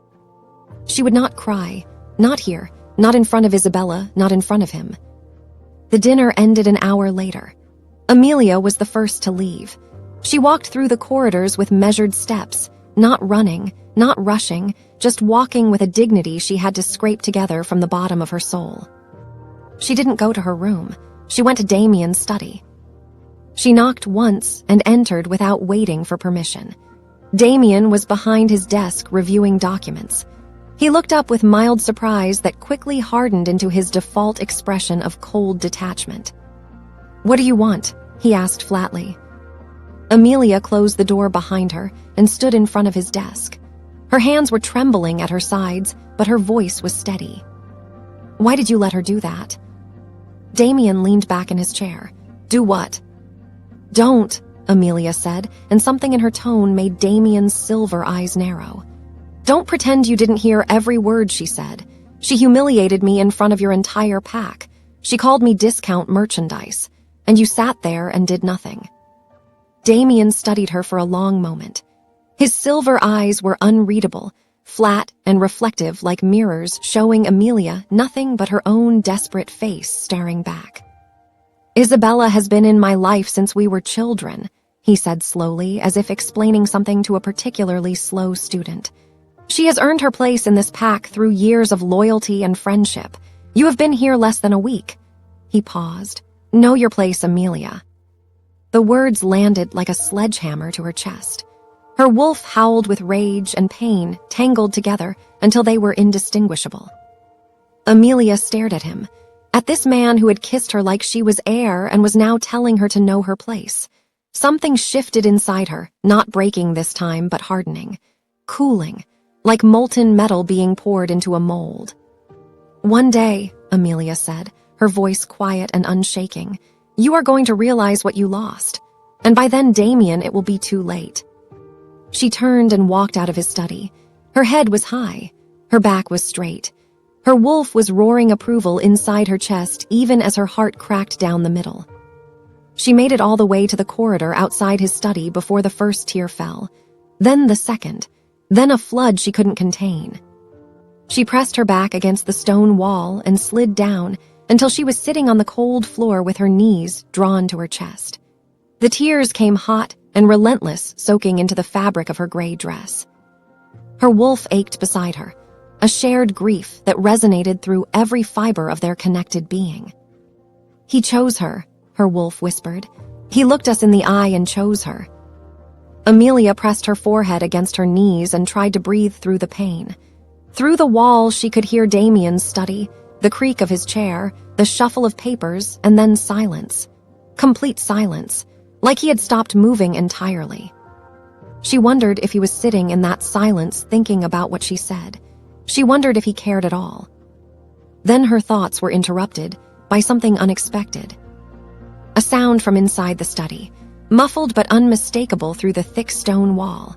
Isabella's voice, warm and intimate and deliberately lowered. "You've been so tense lately, Damien. Let me take care of that." And then Isabella's next words, spoken with the casual confidence of someone who had been rehearsing this moment for years. "Make me your Luna.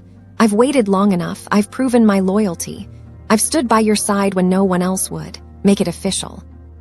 Amelia held her breath. Her wolf went completely still. Through the wall, there was a long pause. Amelia could hear her own heartbeat counting the seconds. 5, 10, 15. Damien didn't say yes. But he didn't say no. The silence was its own answer, and it was devastating. Amelia pressed her back harder against the wall and squeezed her eyes shut. More tears leaked from beneath her lashes. Her wolf whimpered softly. Then something else happened. Something that had nothing to do with Damien or Isabella or the bond. A wave of nausea hit Amelia so hard and so suddenly that she doubled over. It rolled through her stomach like a tidal wave, violent and overwhelming, and completely out of nowhere. She pressed her hand over her mouth and breathed through her nose, trying not to vomit on the corridor floor. Her wolf perked up instantly. The whimpering stopped. The grief paused. And in its place came a new awareness, sharp and instinctive and ancient. "We're not sick," her wolf said slowly. Her voice was different now. Not sad, not angry, something else entirely. Something reverent and terrified and fiercely protective all at once. "We're not sick, Amelia. We're carrying a pup." Amelia's hand moved from her mouth to her stomach. She pressed her palm flat against her abdomen and went completely still. No. It couldn't be.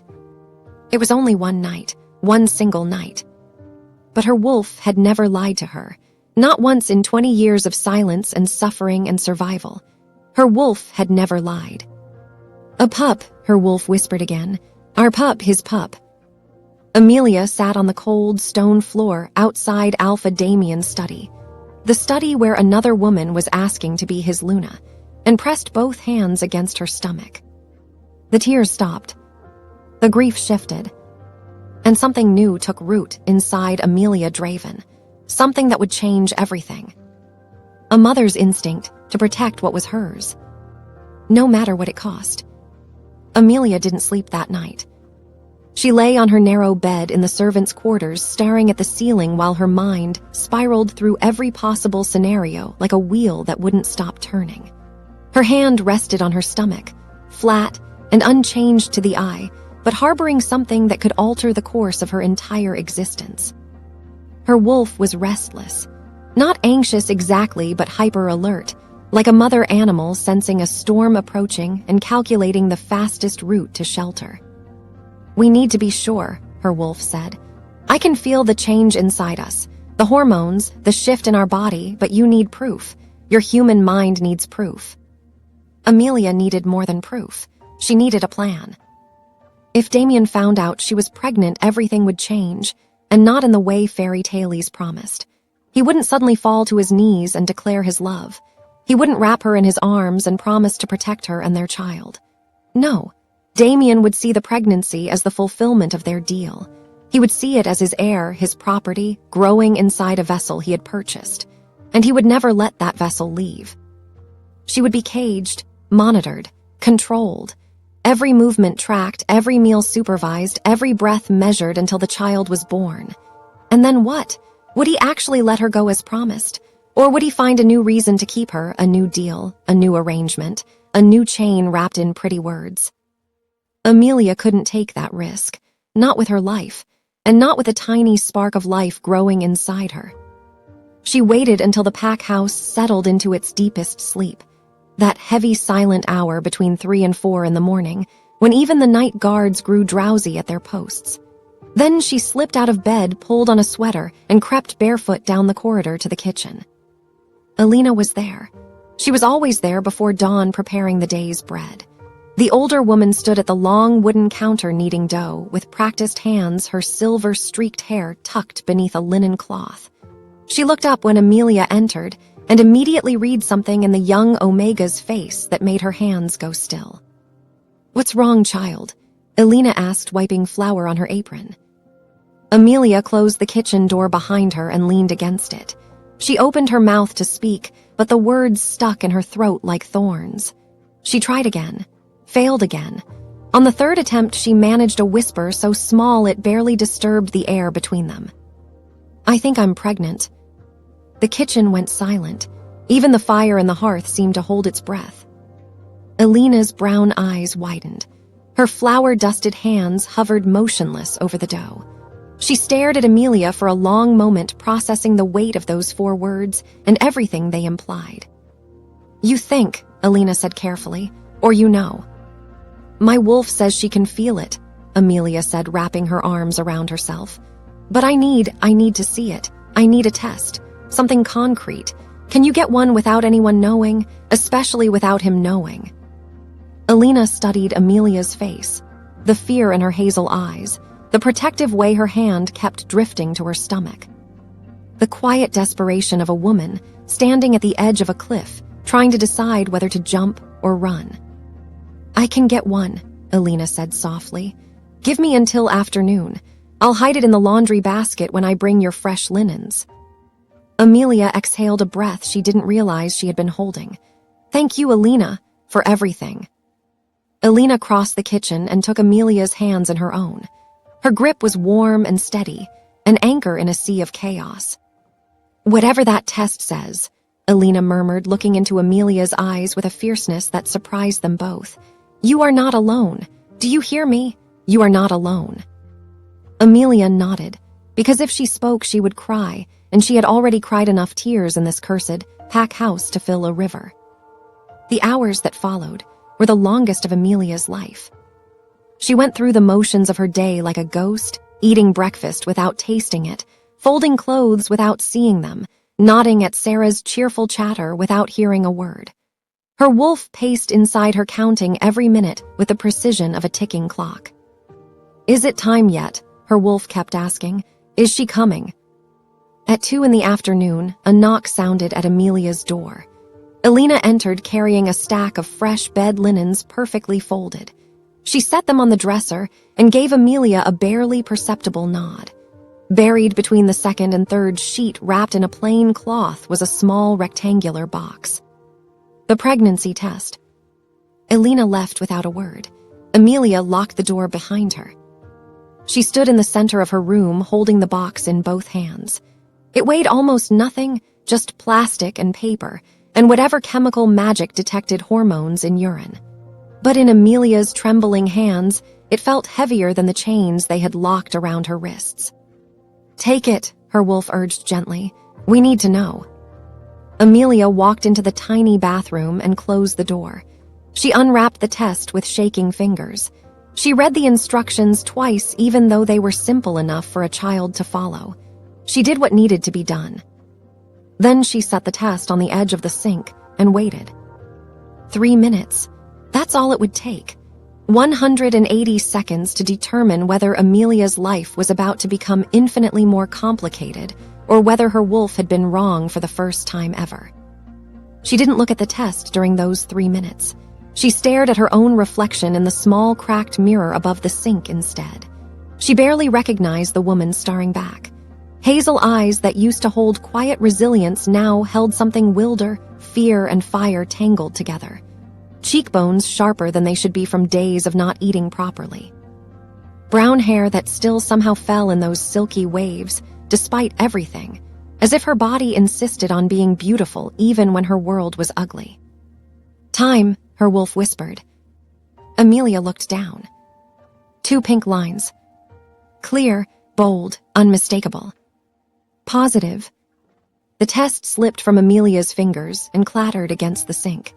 She pressed both hands over her mouth and slid down the bathroom wall until she was sitting on the cold tile floor.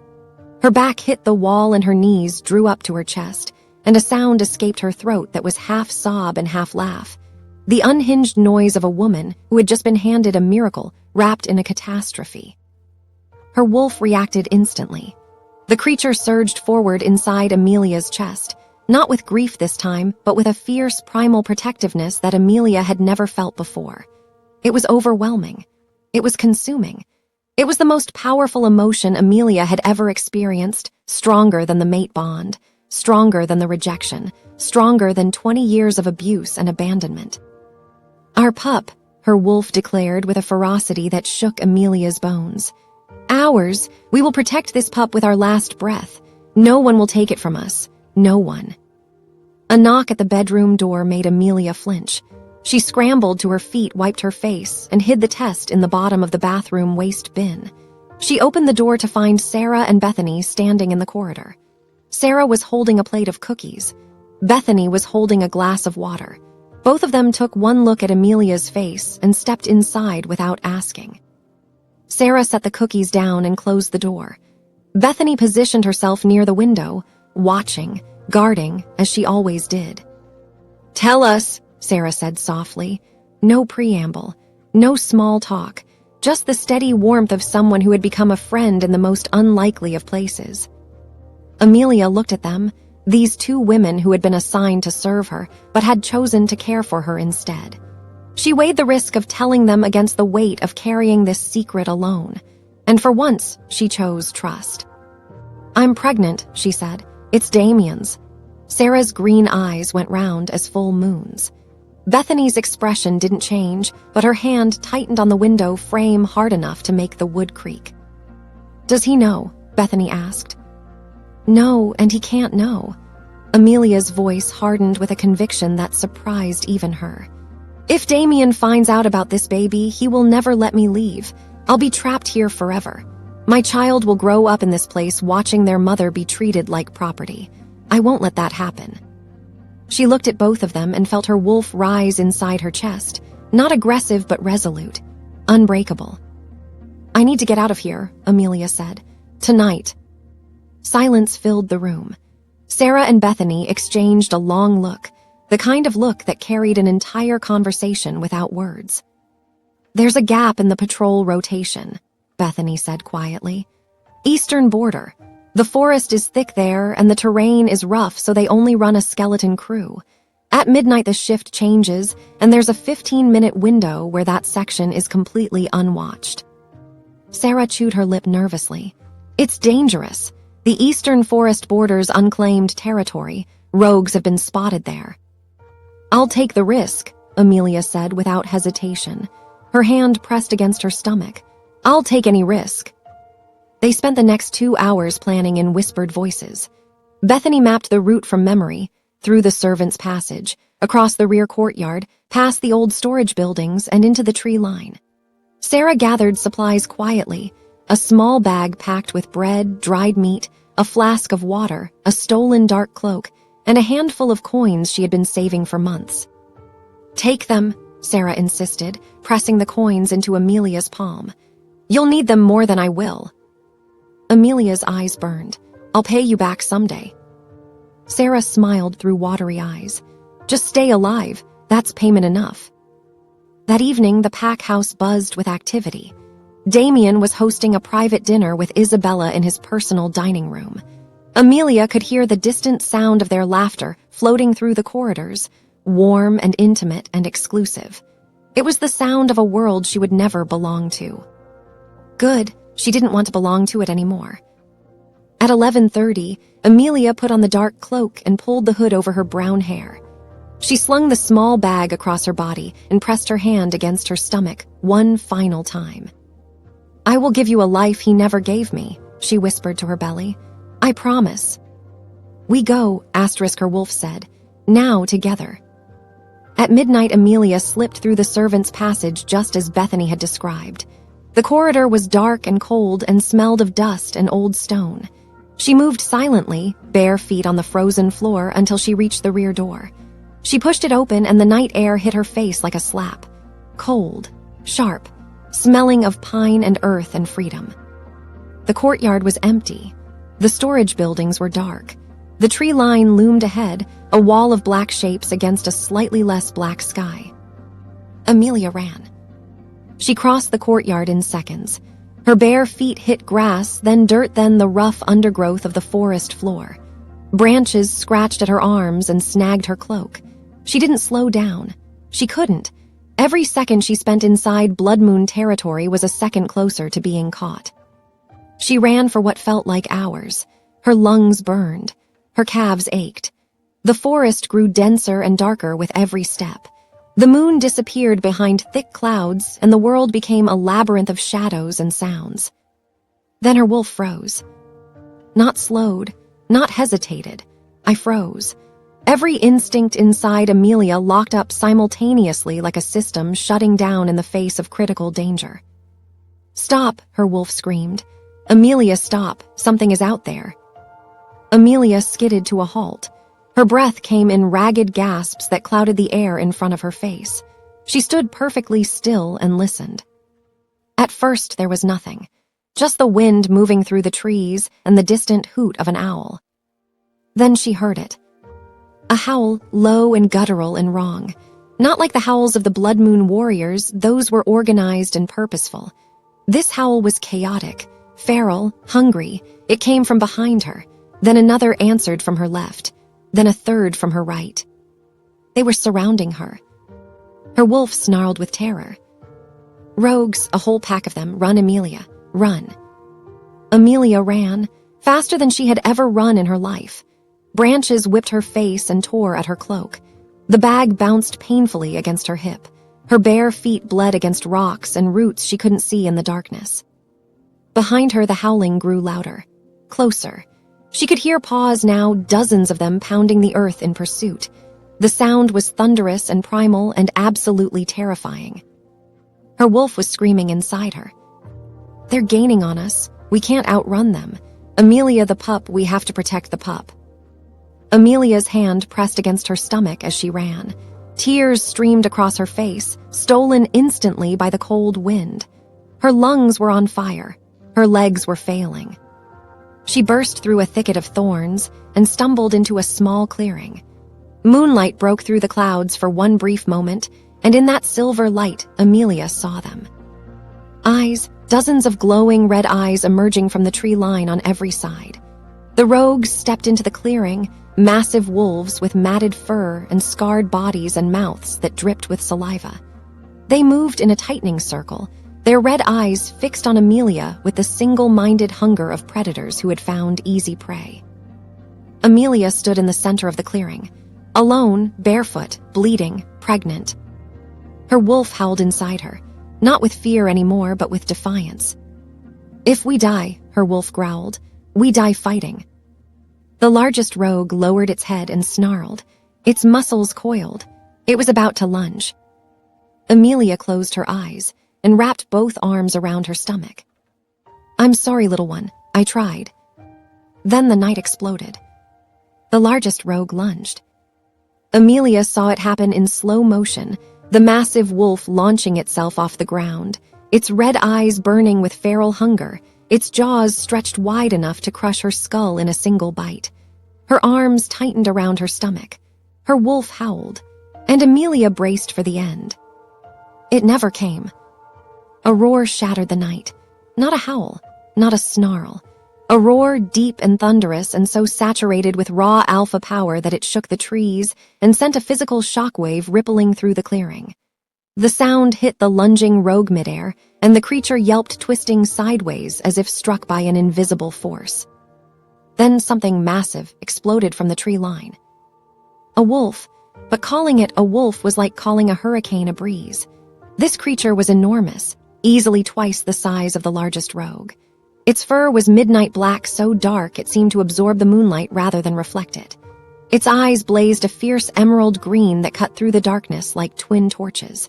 Every muscle beneath that black fur rippled with lethal power as it launched itself into the clearing with a speed that defied its size. It hit the first rogue, like a battering ram. The impact sent the rogue flying sideways into a tree trunk with a sickening crack. Before the other rogues could react, the black wolf was already among them, a tornado of teeth and claws and devastating force. It moved with terrifying precision, not wild, not chaotic. Every strike was calculated. Every movement was purposeful. This was not a wolf fighting for survival. This was an alpha fighting to kill. Amelia pressed herself against a tree and watched with wide, horrified eyes as the black wolf dismantled the rogue pack. One by one they fell, thrown, bitten, broken. The rogues that weren't killed outright turned and fled into the forest, their tails between their legs and their red eyes dimmed with fear. Within 3 minutes, the clearing was silent. The black wolf stood in the center of the carnage, breathing hard. Steam rose from its fur in the cold night air. Emerald eyes scanned the tree line, making sure every threat was gone. Then those eyes turned to Amelia. She pressed harder against the tree. Her legs were shaking so badly she could barely stand. Blood trickled from cuts on her arms and feet. Her cloak was torn. Her bag was gone, lost somewhere in the chase. And her heart was hammering so violently she was certain the massive wolf could hear it. The black wolf took a step toward her, then another. Amelia's wolf, who had been snarling with defensive fury moments ago, suddenly went quiet, not afraid, not threatened, something else entirely. "He's not going to hurt us," her wolf said with strange certainty. "I don't know how I know, but I know. He's safe." The wolf stopped 10 feet from Amelia. Then it began to shift. The transformation was fluid and powerful, bones restructuring, fur receding, the massive frame condensing and reshaping into human form. It took only seconds. Where the enormous black wolf had stood, a man now straightened to his full height. He was tall, 6'4" at least. His body was sculpted with lean, hard muscle that spoke of years of training and combat. His skin was tan and smooth, stretched over broad shoulders and a defined chest. His hair was jet black, as dark as the wolf fur it had been moments ago, falling across his forehead in disheveled waves. A strong jaw, high cheekbones, a face that was strikingly handsome in a way that was completely different from Damien's cold, sharp beauty. Where Damien's features were carved from ice, this man's face held warmth, openness, a rugged kind of beauty that felt approachable even in its intensity. But it was his eyes that made Amelia's breath catch. Emerald green, deep and vivid and alive, like sunlight filtering through a forest canopy. They were the most striking eyes Amelia had ever seen, and right now they were fixed on her with an expression of concern so genuine it almost made her knees buckle.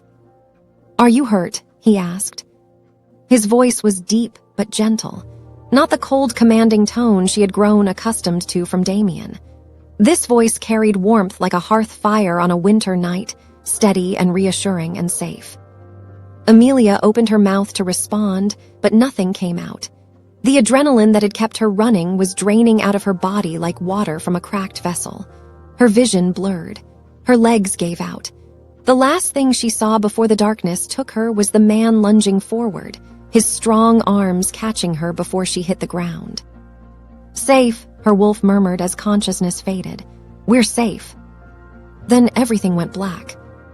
Amelia woke to warmth. Real warmth, not the temporary fragile warmth of a stolen blanket in a dungeon cell. This was deep and enveloping, soft sheets against her skin, a thick comforter tucked around her body, and a pillow beneath her head that smelled like cedar and rain and something earthy and clean. She opened her eyes slowly. The room was beautiful, not in the intimidating, opulent way of the Blood Moon pack house, but in a way that felt lived in and intentional. The walls were warm, honey-colored wood. The ceiling had exposed beams. Sunlight streamed through large windows framed by simple linen curtains. A stone fireplace crackled softly in the corner, casting a gentle amber glow across the space. There were bookshelves filled with actual books, worn spines and dog-eared pages, not the polished, untouched decorations that lined Damien's shelves.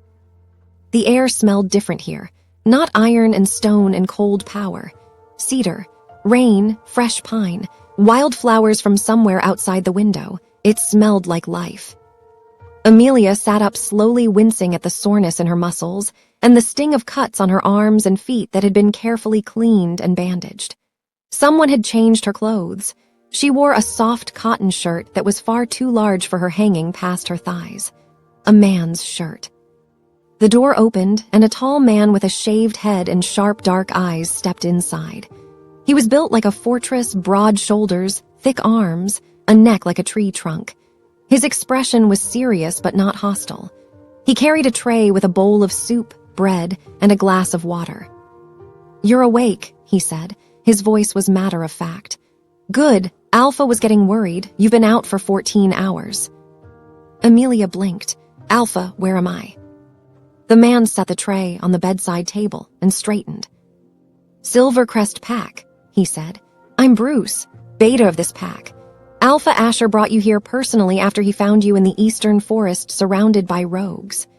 Bruce paused and studied Amelia with an expression caught somewhere between professional assessment and reluctant sympathy. "You're lucky to be alive. Those rogues have killed 6 wolves in the past month alone. If Alpha Asher hadn't been running the border patrol himself last night." He didn't finish the sentence. He didn't need to. "Eat," Bruce said, nodding toward the tray. "You need strength. Alpha will come check on you shortly." He turned and left, closing the door quietly behind him. Amelia picked up the spoon with trembling hands and brought the soup to her lips. It was chicken broth, simple, hot, and seasoned with herbs she couldn't name. It was the most delicious thing she had ever tasted. She ate slowly, savoring each spoonful while her wolf hummed contentment inside her chest. "This place feels different," her wolf observed. "The energy here, it's warm, open, nothing like Blood Moon." Amelia had to agree. Even the silence here was different. At the Blood Moon Pack, silence meant danger, the held breath before an explosion. Here, silence felt peaceful, natural, like the world was simply breathing. 20 minutes later, the door opened again. And there he was. He had changed into clean clothes, a simple gray Henley that stretched across his broad chest and dark trousers. His jet black hair was still slightly damp from a shower. He moved quietly for a man his size, stepping into the room with a careful, deliberate gentleness, as if he was afraid of startling her. "Alpha Asher." He stopped a few feet from the bed and looked at her. Those emerald eyes swept over her bandaged arms and feet, and something tightened in his jaw, not anger but concern. Deep, genuine concern for a woman he had never met before last night. "How are you feeling?" he asked softly. "Better," Amelia managed. "Thank you for saving me, for bringing me here, for..." Her voice cracked. She swallowed hard. "For not leaving me out there." Something shifted in Asher's expression. A flash of emotion, quick and unguarded, crossed his handsome face. He pulled a chair from beside the fireplace and sat down near the bed. Not too close, respectful of her space, but close enough that Amelia could smell him, cedar and rain, and that clean, earthy scent that seemed to belong to the entire Silvercrest Pack. "I would never leave anyone out there," Asher said. "Especially not." He stopped mid-sentence. His emerald eyes locked onto Amelia's hazel ones, and the entire room shifted. It happened without warning, without build-up, without the cosmic fanfare that such a moment probably deserved. 1 second, Amelia was looking at the kind stranger who had saved her life. The next second, the universe rearranged itself around them. The second chance mate bond snapped into place. It was different from the first bond. When Amelia's bond with Damien had ignited, it felt like lightning, violent, shocking, electric. This bond felt like sunrise. It rolled through her chest in a warm golden wave that expanded outward until it filled every hollow space inside her. Every bruise on her heart, every crack in her spirit, every cold, dark corner that Damien's rejection had carved into her soul. The warmth found it all and filled it all, and for one breathtaking moment, Amelia felt whole. Her wolf erupted with joy. "Mate," her wolf howled. "A second chance. The moon goddess heard us. She gave us another mate. He's ours, Amelia, he's ours." Asher's reaction was immediate. His emerald eyes went wide. His lips parted. His hand gripped the arm of the chair so hard the wood groaned beneath his fingers. He stared at Amelia like he was seeing color for the first time in his life. "Mate," he whispered. The word came out reverent, odd, like a prayer he had been whispering for years that had finally been answered. Amelia's eyes filled with tears, not from pain this time, not from grief or rejection or humiliation, from something she had almost forgotten existed. Hope. Real, terrifying, beautiful hope. But then reality crashed back in like cold water over a flame. Amelia's hand moved instinctively to her stomach. She pressed her palm flat against her abdomen, against the tiny life growing there. The tiny life that belonged to a different Alpha, an Alpha who was Asher's cousin, an Alpha who was Asher's enemy. Asher's sharp emerald eyes followed the movement of her hand, his brow furrowed with concern. "Are you hurt there?" he asked softly, leaning forward slightly. "Do you need a healer? I can have one herein." "No," Amelia said quickly, pulling her hand away from her stomach like she had been caught reaching for something she shouldn't. "No, I'm fine. It's just sore from running." Asher studied her for a moment. Then he nodded, accepting her answer with a trust that made Amelia's guilt twist inside her like a knife. "He believed us," her wolf whispered, and her voice was no longer joyful. It was stricken with guilt. "He believed us without question, because he trusts us already. Amelia, what are we going to do? That pup in our belly carries Damien's blood." If Asher finds out, if he learns that his second-chance mate is carrying his enemy's child. Amelia shut her wolf's voice out. She couldn't think about that right now. She couldn't think about the bomb ticking inside her body or the war it would ignite when it finally went off. Right now, she needs to survive. She needed safety. She needed time. And the man sitting beside her bed, with emerald eyes full of wonder and a heart full of hope, was offering her all three. Amelia looked at Asher and managed a small, fragile smile. "Thank you," she said again, "for everything." Asher smiled back. It was warm and open and completely unguarded, the kind of smile Damien had never once given her. The kind of smile that made you believe that maybe the world wasn't entirely cruel. "You don't have to thank me," Asher said gently. "You're my mate. Protecting you isn't a favor, it's a privilege." Amelia's heart cracked and swelled at the same time. And deep inside her belly, a tiny spark of life grew, oblivious to the chaos it would cause. Oblivious to the two Alphas whose war it would ignite.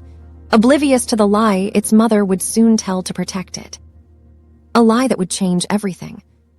Days passed at the Silvercrest Pack, and for the first time in Amelia's life, she understood what it meant to heal. Not just physically, though the cuts on her arms and feet closed quickly under the care of the pack's healer, a gentle elderly woman named Margit who hummed old wolf lullabies while she worked. But emotionally, spiritually, in the deep invisible places where 20 years of abuse had carved trenches so wide Amelia had assumed they would never be filled. Asher was filling them. Not aggressively, not with grand gestures or overwhelming declarations. He filled them the way water fills cracks in dry earth, slowly, patiently, consistently. Every single day he showed up, and every single day he was exactly the same. Kind. He brought Amelia her meals personally. Not because he had to, he was an Alpha with an entire pack to run. He did it because he wanted to. He would knock softly on her door carrying a tray balanced on one hand and a book tucked under the other arm.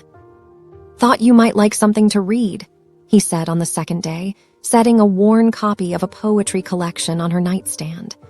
"The healers say rest is important, but I figured your mind might get restless before your body does." He sat with her while she ate, not talking constantly the way Sarah did. Amelia missed Sarah's rambling warmth with a pang that surprised her, but present. Comfortable with silence in a way that Damien never was. Damien wielded silence like a weapon. Asher wore it like a favorite sweater, soft, familiar, unpretentious. On the third day, Asher gave Amelia a tour of the Silvercrest Pack. The difference between Silvercrest and Bloodmoon was staggering. Where Bloodmoon was a fortress of black stone and iron and barely restrained violence, Silvercrest was alive. The pack house was built from warm timber and natural stone, nestled into the side of a forested hill like it had grown there organically. Gardens surrounded the main buildings, not decorative hedges trimmed into aggressive geometric shapes, but actual gardens with vegetables and herbs and wildflowers that the pack members tended together. The training grounds existed. Asher was still an alpha, and his warriors were formidable, but they were positioned away from the residential areas. The sounds of combat didn't bleed into everyday life the way they did at Blood Moon, where violence was the constant background music. Children played in the common areas, actually played, laughing and chasing each other and tumbling through the grass. At Blood Moon, Amelia had never seen a single child. She hadn't even been sure children existed there. "The pack comes first," Asher said as they walked along a stone path beside a clear running river. "Not my ego, not my reputation, not fear. The people who live here, their safety, their happiness, their future, that's what matters. Everything else is noise." Amelia glanced at him. Sunlight caught his emerald eyes and turned them luminous. A faint breeze moved through his black hair. He walked with his hands in his pockets, completely at ease, no bodyguards, no entourage, no wolves cowering as he passed. "You're nothing like him," Amelia said before she could stop herself. Asher looked at her. He didn't ask who she meant. He already knew. "I'll take that as a compliment," he said with a quiet half-smile. On the fourth day, Asher told Amelia about his past. They sat on a wooden bench overlooking the river at sunset. The sky was painted in shades of amber and violet. The water caught the colors and carried them downstream like liquid fire. It was the most beautiful thing Amelia had ever seen, and it cost nothing. It was just there, free and open for anyone who wanted to sit and look. "Damien and I grew up together," Asher said, his emerald eyes fixed on the horizon. "Our fathers were brothers. We were more than cousins, we were best friends. We did everything together, trained together, hunted together, got into trouble together." A ghost of a smile crossed his face and then faded. Then Isabella happened. Amelia said nothing. She let him talk. "We were 17. Isabella was the most beautiful girl either of us had ever seen. We both fell for her completely, and she knew it. She loved the power of it, having two future alphas competing for her attention. She played us against each other for 3 years, whispering to Damien that she loved him, then whispering to me that Damien didn't deserve her. Back and forth, until we couldn't look at each other without seeing a rival." Asher's jaw tightened. "When she finally chose Damien, she didn't just reject me. She humiliated me, publicly. She told the entire pack that I was the weaker alpha and that Damien was the only one worthy of her. Damien stood beside her and said nothing, not one word in my defense. His own cousin, his own brother in everything but blood." Asher turned to Amelia, and his emerald eyes held a pain that time had softened, but never fully erased. "That's when I left. I took the wolves who were loyal to me and built Silvercrest from nothing, and I swore I would never let anyone have that kind of power over me again." He paused and looked at Amelia with an expression that made her heart stutter. "Then I found you in that clearing, and the bond hit me like a freight train, and I realized the moon goddess wasn't punishing me all those years. She was just waiting until the right person came along." Amelia's wolf keened inside her chest, a sound of pure longing. "He's good, Amelia. He's so good. He's safe. He's ours. This is what we deserve. This is what love is supposed to feel like." And Amelia wanted to believe it. Goddess how she wanted to believe it. But every time Asher looked at her with those trusting emerald eyes, she felt the weight of the secret growing heavier inside her. Literally. Because the pregnancy was progressing. By the end of the first week, Amelia's body was changing in ways she couldn't hide much longer. Her breasts were tender and fuller. Her appetite had shifted. Certain smells made her nauseous, while she craved others with desperate intensity. A small but unmistakable firmness was developing low in her abdomen. She wore loose clothing to conceal it. She blamed the nausea on lingering stress from the rogue attack. She deflected every concerned question with practiced ease. But her wolf knew the clock was ticking. "He's going to notice," her wolf warned every night. "He's an alpha. His senses are sharper than any human's. He can probably already smell the hormonal changes. You need to tell him the truth before he discovers it himself. Amelia couldn't. Every time she considered it, she saw the same devastating outcome, Asher's face twisting with disgust. Asher's emerald eyes are going cold. Asher's voice saying the words she had heard too many times from too many people. You're not worth the trouble. Get out. She couldn't survive that. Not again, not from him. On the 9th evening, Asher found Amelia sitting alone in the garden at dusk. She was on the wooden bench by the river with her knees drawn up and her arms wrapped around them. She didn't hear him approach, or maybe she did, and simply didn't have the energy to pretend she was fine. He sat beside her, close but not touching, always respecting her boundaries, always giving her room to breathe. For several minutes, neither of them spoke. The river murmured. Crickets sang in the tall grass. The last light of the sun painted everything gold. Then Asher turned to her. His emerald eyes were gentle but direct, careful but unflinching. Amelia, he said softly, are you pregnant? The question landed in the silence between them like a stone dropped into still water. Ripples spreading outward in every direction, nowhere to hide. Amelia's wolf screamed inside her. Tell him the truth. Right now, Amelia. Tell him everything, Damien, the deal, the night, the pregnancy. Tell him the baby is not his. Tell him. But fear had its hands around Amelia's throat. Fear of rejection. Fear of abandonment. Fear of being thrown away by the one person who had ever made her feel like she deserved to exist. She turned to Asher. His emerald eyes waited, patient, trusting, open. And Amelia made the choice that would haunt her for the rest of her life. Yes, she said. Her voice was barely above a whisper. I'm pregnant. Asher's eyes widened. His lips parted. Something enormous moved behind those emerald irises. Shock, wonder, joy, fear, all colliding at once like waves crashing against rocks. Is it? He started. He swallowed hard. Is it mine from the bond? Amelia's wolf howled with anguish. No, don't do this. Don't lie to him. Amelia, please. Amelia looked into Asher's eyes.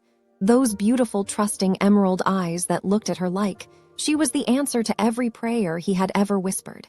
And she lied. Yes, she said, the baby is yours. The effect was instantaneous. Asher's entire being transformed. His eyes glistened with emotion he made no effort to hide. His hand trembled as he reached toward her. He stopped just short of her stomach and looked at her, asking permission with his eyes the way he always did. The way Damien never did. Amelia nodded. Asher placed his hand gently on her abdomen. His palm was warm and large and impossibly tender against her skin. He closed his eyes, and Amelia watched a single tear escape from beneath his dark lashes and trail down his cheek. I'm going to be a father, he whispered. His voice cracked on the last word. He opened his eyes and they were blazing not with alpha power but with something far more dangerous. Love, pure, unguarded, devastating love. He pulled Amelia into his arms and held her against his chest. His heartbeat was strong and steady beneath her ear. His arms wrapped around her like a fortress, not a cage but a shelter. There was a difference. Amelia was only now learning what that difference felt like. I will protect you, Asher murmured into her hair. Both of you, with everything I have and everything I am, nothing will ever hurt you again, I swear it on my life. Amelia closed her eyes and held on to him. She breathed in his scent, cedar and rain and safety, and felt the warmth of his promise wrap around her like armor. But inside her chest, her wolf was weeping. This will destroy him, her wolf cried. When the truth comes out, and it will come out, Amelia, it will destroy the only good man who has ever loved us. Amelia pushed the thought down. She buried it deep beneath the relief and the warmth and the intoxicating feeling of being wanted. She told herself it didn't matter. She told herself she would find a way to make it right. She told herself the lie was necessary. But lies are like cracks in ice, small at first, almost invisible, easy to ignore, until the weight of the truth steps onto them. Later that night, Amelia walked back to her room alone. The corridor was quiet. The pack house was settling into sleep. She felt lighter than she had in days, Asher's promise still glowing warm inside her chest like an ember she could carry. Then a shadow stepped out of the darkness ahead of her. Bruce. Asher's beta stood in the middle of the corridor with his massive arms crossed over his chest. His shaved head gleamed in the torchlight. His dark eyes were fixed on Amelia with an expression that held no warmth, no sympathy, no patience. "We need to talk," Bruce said. His voice was low and controlled, the voice of a man choosing his words very carefully. Amelia stopped. Her wolf bristled. "About what?" she asked, trying to keep her voice steady. Bruce took one step forward, then another. He stopped close enough that Amelia had to tilt her head back to meet his eyes. He towered over her, not as tall as Asher, but wider, more imposing, built like a wall designed to keep threats away from his alpha. Right now, he was looking at Amelia like she was the threat. "I don't know what game you're playing, Omega," Bruce said, his voice barely above a whisper but carrying the weight of a thunderclap. "But I've done the math. You arrived here already showing signs of pregnancy. The timing doesn't align with when you met Asher, not even close." Amelia's blood turned to ice. Bruce leaned closer, his dark eyes bored into hers. "The timeline doesn't add up," he said slowly. "And when the truth comes out, and it will, my alpha will not be so forgiving." He straightened and stepped back. He gave her one last long, hard look, the look of a man who had seen through a lie and was deciding how much rope to give before he pulled it tight. Then he turned and walked away. His footsteps echoed down the corridor like a countdown. Amelia stood alone in the empty hallway. Her hands were trembling. Her wolf was silent, stunned into stillness by the realization that the careful house of cards Amelia had built was already beginning to shake. She pressed her back against the cold stone wall and slid her hand to her stomach. "What have I done?" she whispered. The corridor offered no answer, and somewhere in the darkness Bruce's warning echoed like a prophecy. "When the truth comes out, my alpha will not be so forgiving." Not if when. 300 miles south at the Blood Moon, Pack, the most feared Alpha King in existence, was coming undone. It started at 2 in the morning. Damien shot upright in bed, drenched in cold sweat, his chest heaving like he had been running for hours. The sheets were twisted around his legs. The pillow was on the floor, and her scent, vanilla and wildflowers, was everywhere, clinging to the air, soaking into his skin, filling his lungs with every ragged breath. He had dreamed of her again. The same dream that had haunted him every night since she disappeared. Amelia's hazel eyes looking up at him in the firelight. The way her lips parted when he touched her face. The softness of her skin beneath his fingertips. The sound of his name in her mouth. Not Alpha, not Blackwood, just Damien, spoken with a vulnerability that cracked something open inside him that he had spent his entire life sealing shut. And then the dream would shift. He would watch her walk away, down a dark corridor, through a door he couldn't reach, into a forest he couldn't follow. And no matter how fast he ran, no matter how loud he called her name, she kept walking, farther and farther, until the bond between them stretched so thin it vibrated like a wire about to snap. Then he would wake up, alone, in a bed that smelled like her even though she hadn't been in it for over a week. His wolf was destroying him from the inside. "You did this," his wolf snarled, packing inside Damien's chest like a caged beast driven mad by confinement. "You rejected her. You threw her in a dungeon. You let that woman humiliate her in front of our entire pack. And now she's gone. Our mate is gone, and it is your fault." "Shut up," Damien growled, pressing his fists against his temples. "I will not shut up," his wolf roared back. "I have been silent for too long. I let you make the decisions because I trusted you. I trusted my human half to recognize what the goddess gave us. But you spat on it. You threw it away like garbage because your pride couldn't stomach being bonded to an Omega. And now..." I said shut up. Damien's fist connected with the wall beside his bed. The stone cracked. His knuckles split open and blood smeared across the fractured surface. He didn't feel the pain. He couldn't feel anything except the gaping wound in his chest where the mate bond used to pulse warm and steady. It was still there, faint, stretched thin by distance, but still there, a thread of golden light connecting his soul to hers across hundreds of miles of forest and territory. He could feel her if he concentrated, not clearly, not the way he could when she was in the same building, but enough to know she was alive, enough to know she was somewhere far away. And enough to know that something about her had changed, something fundamental, something his wolf could sense but couldn't quite identify. It was like trying to read a word through frosted glass. The shape was there, but the details were blurred. It was driving him insane. Damien threw on clothes and stormed out of his chambers. The corridor outside was empty. The guards had learned weeks ago to make themselves scarce when the Alpha was in one of his moods. His bare feet slapped against the cold stone floor as he marched through the pack house with the focused fury of a hurricane searching for something to destroy. He went to her room first. The small room in the servants' quarters where he had ordered her to be housed. The door was unlocked. He pushed it open and stood in the doorway. The room was empty. The bed was neatly made, Alina's work probably. The small dresser was bare. The tiny window was closed. There was nothing left of Amelia in this room except the faintest ghost of her scent clinging to the pillow on the bed. Damien crossed the room and picked up the pillow. He held it to his face and breathed in. Vanilla, wildflowers, and something else, something warm and sweet that he couldn't name, but that made his wolf whimper with longing. He stood there for a long time, an Alpha King holding a pillow to his face in an empty servant's room at 3 a.m.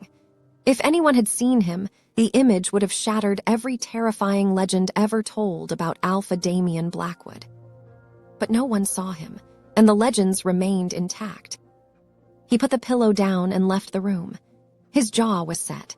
His silver eyes burned with something that wasn't quite rage and wasn't quite grief, but existed in the dangerous space between the two. He went to his study and summoned Rio. The beta arrived within minutes. He had clearly been sleeping. His dark hair was disheveled and his shirt was buttoned wrong, but one look at Damien's face snapped him into full alertness. Rio had served Damien for 12 years. He knew every shade of his Alpha's fury. This shade was new. This shade was the color of a man losing a war against himself. "Find her," Damien said. He stood behind his cracked desk, still unrepaired from the last time he had destroyed it, with both hands planted flat on the surface. His silver eyes were fixed on the map of werewolf territories spread across the wall. "The Omega," Rio asked carefully. "Don't call her that," Damien snapped. The words came out before he could stop them. He clenched his jaw and, "Amelia, find Amelia. I want to know where she went, who helped her escape, and where she is right now." Rio studied his Alpha for a moment. He chose his next words with surgical precision. "You rejected her," Rio said quietly. "Publicly, you told the entire pack she was nothing. You told me to never mention her again, and now you want me to find her." Damien's silver eyes lifted from the map and locked onto Rio with a look that could have melted steel. "She was supposed to give me an heir," Damien said, his voice dangerously controlled. "She made a deal and she broke it. I am simply retrieving what was promised to me." Rio held his Alpha's gaze. They both knew Damien was lying. They both knew this had nothing to do with deals or heirs or broken promises, but Rio was smart enough not to say it out loud. "I'll make inquiries," Rio said. "I'll have the scouts." "I want answers by morning," Damien cut him off. "Not inquiries, answers." Rio nodded and left. By dawn, Rio had answers. He stood in Damien's study with a leather folder containing scout reports, border patrol logs, and intelligence gathered from informants in neighboring territories. His face was carefully neutral, but his eyes held a warning. "The Eastern Border Patrol found tracks," Rio reported. "Female, barefoot, leading from the servants' passage through the rear courtyard and into the eastern forest. The trail was partially obscured by rogue wolf tracks, a large group based on the prints. The rogues were pursuing her." Damien's hands curled into fists at his sides. His wolf surged forward, pressing against his skin with barely contained fury. Rogues were chasing her. Our mate was being hunted by ROGUES, and we weren't there to protect her. Continue, Damien said through clenched teeth. The rogue tracks end abruptly in a clearing approximately 6 miles east of our border. There are signs of combat, blood, disturbed earth, claw marks on trees, but nobody. Someone intervened. Rio paused. The scout tracked a second set of prints from the clearing heading northeast, toward Silvercrest territory. The room went very still. Silvercrest, Asher's pack, Asher's territory, his cousin, his enemy. The informant in the border town confirmed it, Rio continued, watching Damien's face carefully. A woman matching Amelia's description was seen being carried into Silvercrest pack by Alpha Asher himself approximately 9 days ago. She has not left since. Damien didn't move. He didn't blink. He didn't breathe. He stood behind his desk like a statue carved from stone and rage, every muscle locked, every vein visible, every atom of his being vibrating at a frequency that made the air around him feel electric. When he finally spoke, his voice was quiet. Not the controlled quiet of authority, but the terrible quiet of something enormous preparing to detonate. She went to him, Damien whispered. Of all the places in this world, of all the wolves who could have found her, she went to him. Rio said nothing. There was nothing safe to say. Damien turned to his desk and pulled a sheet of heavy parchment from the drawer. He wrote in sharp, precise strokes, a formal demand under the authority of the Alpha King of the Blood Moon Pack. The message was simple. Return the Omega known as Amelia Draven immediately. She is the property of the Blood Moon Pack acquired through legal purchase. Failure to comply will be considered an act of territorial aggression and will be met with appropriate force. He sealed the letter with the Blood Moon crest, the wolf's skull over the crescent moon, and handed it to Rio. Send it today, Damien ordered, by armed courier. Rio took the letter and left without another word. 3 days later, the response arrived. Rio brought it to Damien's study and set it on the desk. The envelope bore the Silvercrest Pack crest, a silver wolf howling beneath a canopy of trees. Damien tore it open and unfolded the single page inside. Asher's handwriting was bold and unhesitant.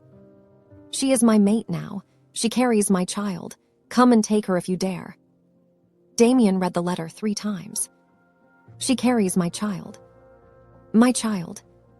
Something inside Damien's chest cracked. Not the bond, something deeper. Something that lived in the space between pride and pain where truths too heavy to carry are stored. His wolf erupted with a howl so violent that Damien's human form couldn't contain it. His eyes blazed silver. His canines elongated. His nails lengthened into claws that gouged deep grooves into the surface of his desk. For a terrifying moment, he was neither fully human nor fully wolf, trapped in the agonizing space between. Rio burst through the door and froze. The temperature in the study had dropped 10 degrees. Papers swirled in a vortex around Damien's body. The windows rattled in their frames. This was alpha rage in its purest form, the kind of power that could level buildings and break wolves with its pressure alone. Alpha, Rio said sharply. Control, now. Damien's claws retracted slowly. His canines receded. The silver glow in his eyes dimmed to their normal mercury shade. The papers settled to the floor like leaves after a storm. He stood behind his ruined desk, breathing hard, his body coiled with barely contained violence. Mobilize the warriors, Damien said. His voice was eerily calm now. The calm that comes after a man has made a decision he can never take back. Every able-bodied wolf, full combat readiness. Rio's eyes widened. You're declaring war on Silvercrest. I'm retrieving what is mine. Damien, Rio started using his alpha's first name for the first time in years. Think about this. Asher's pack is strong. A war would cost us. I don't care what it costs, Damien said flatly. She left. She took. He stopped, swallowed. His silver eyes flickered with something raw and wounded before the mask slammed back into place. She is mine. The deal is mine. And whatever she is carrying is mine. Asher doesn't get to take that from me. Rio stared at his alpha for a long moment, then nodded once and left to carry out the order. Alone in his study, Damien sank into his chair. The letter from Asher lay crumpled on the desk. He smoothed it out and read those words again. "She carries my child." His wolf growled low and dangerous. "That child is not his. We would know. The bond would tell us if our mate conceived with another. That child, if it exists, is ours." Damien pressed his palm flat against his chest where the faint thread of the bond still pulsed. Amelia was out there, far away, with his cousin, with his enemy. And possibly with his child. In the corridor outside the study, a figure stood in the shadows, listening to every word through the crack in the door. Isabella pressed her back against the wall and stared at the ceiling. She had heard everything: the letter, the rage, the mobilization order, and most importantly, the way Damien's voice cracked when he said the word mine. He had never once spoken about Isabella with that kind of desperation. Not once in all the years she had spent positioning herself beside him. Not once had his voice broken for her. Isabella's hands clenched into fists at her sides. Her dark eyes hardened with a cold calculation that would have terrified anyone watching. She had spent years playing two alpha cousins against each other. She had chosen Damien because he was the more powerful one. She had sacrificed Asher's heart to secure her place at Damien's side. And now a nobody Omega, a purchased, rejected, runaway Omega, was threatening to destroy everything Isabella had built. "If Damien won't forget about that girl," Isabella whispered to the empty corridor, her voice as cold as January midnight, "then I'll make sure Asher doesn't want her either." She pushed off the wall and walked toward her chambers. Her heels clicked against the stone floor with the precise, measured rhythm of a woman who had just declared her own private war. Meanwhile, at the northern border of the Blood Moon territory, Damien stood alone beneath a sky full of stars. The dark forest stretched before him, miles of wilderness separating him from Silvercrest, from Asher, from her. His silver eyes glowed in the moonlight. His wolf merged with his voice, two beings speaking as one, as he whispered words that carried across the wind like a promise and a threat wrapped together. "You took what's mine, cousin. I'm going to take everything from you." Behind him, in the distant training grounds, the Blood Moon army began to assemble. The sound of weapons being sharpened and armor being fitted filled the night like a war drum beating its first note. The storm was coming. And no one, not Amelia, not Asher, not even Damien himself, was ready for what it would bring. Amelia had never known what belonging felt like until Silvercrest showed her.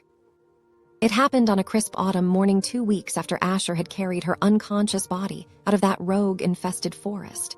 The entire pack gathered in the central clearing, a wide open space surrounded by ancient oak trees whose leaves had turned brilliant shades of gold and crimson. Wooden benches formed a natural amphitheater around a raised stone platform at the center. Torches lined the perimeter, even though the morning sun was bright enough to warm exposed skin. The air smelled of wood smoke and cider, and the earthy sweetness of fallen leaves. Every member of the Silvercrest pack was present. Warriors stood at attention along the outer ring, their forest green uniforms crisp and formal. Families filled the benches, mothers holding bobbies, fathers with toddlers on their shoulders, elderly wolves leaning on carved walking sticks with pride etched into their weathered faces. Children sat cross-legged on the grass in the front row, their eyes wide with excitement.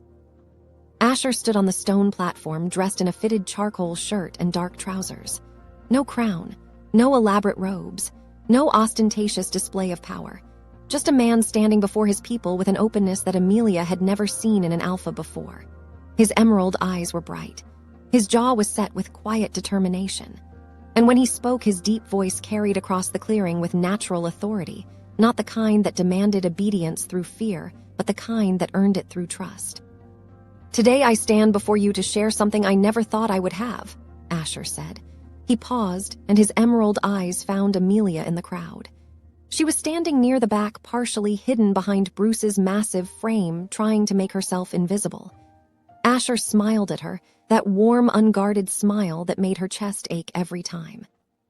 "The moon goddess has blessed me with a second chance, mate," Asher continued. Many of you know that I have waited a long time for this. Some of you probably thought it would never happen." Light laughter rippled through the crowd. Asher's smile widened.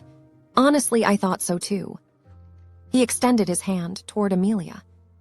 "Amelia, please come forward." Every head turned. Every eye found her. Amelia's wolf trembled inside her chest, not with fear but with overwhelming emotion. "Go," her wolf urged gently. "They're waiting for us. Our pack is waiting."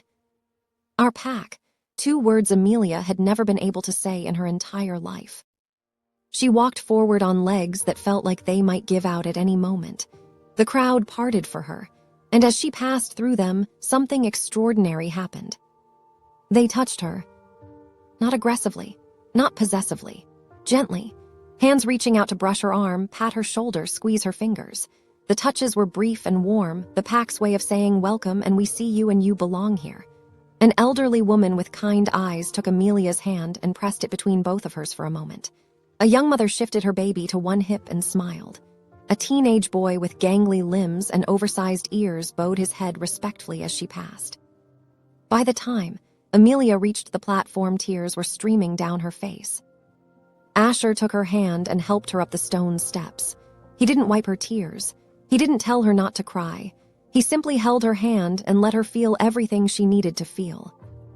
"This is Amelia Draven," Asher announced to the pack, his voice ringing with pride. "My mate, my future Luna, and the mother of my child." The clearing erupted.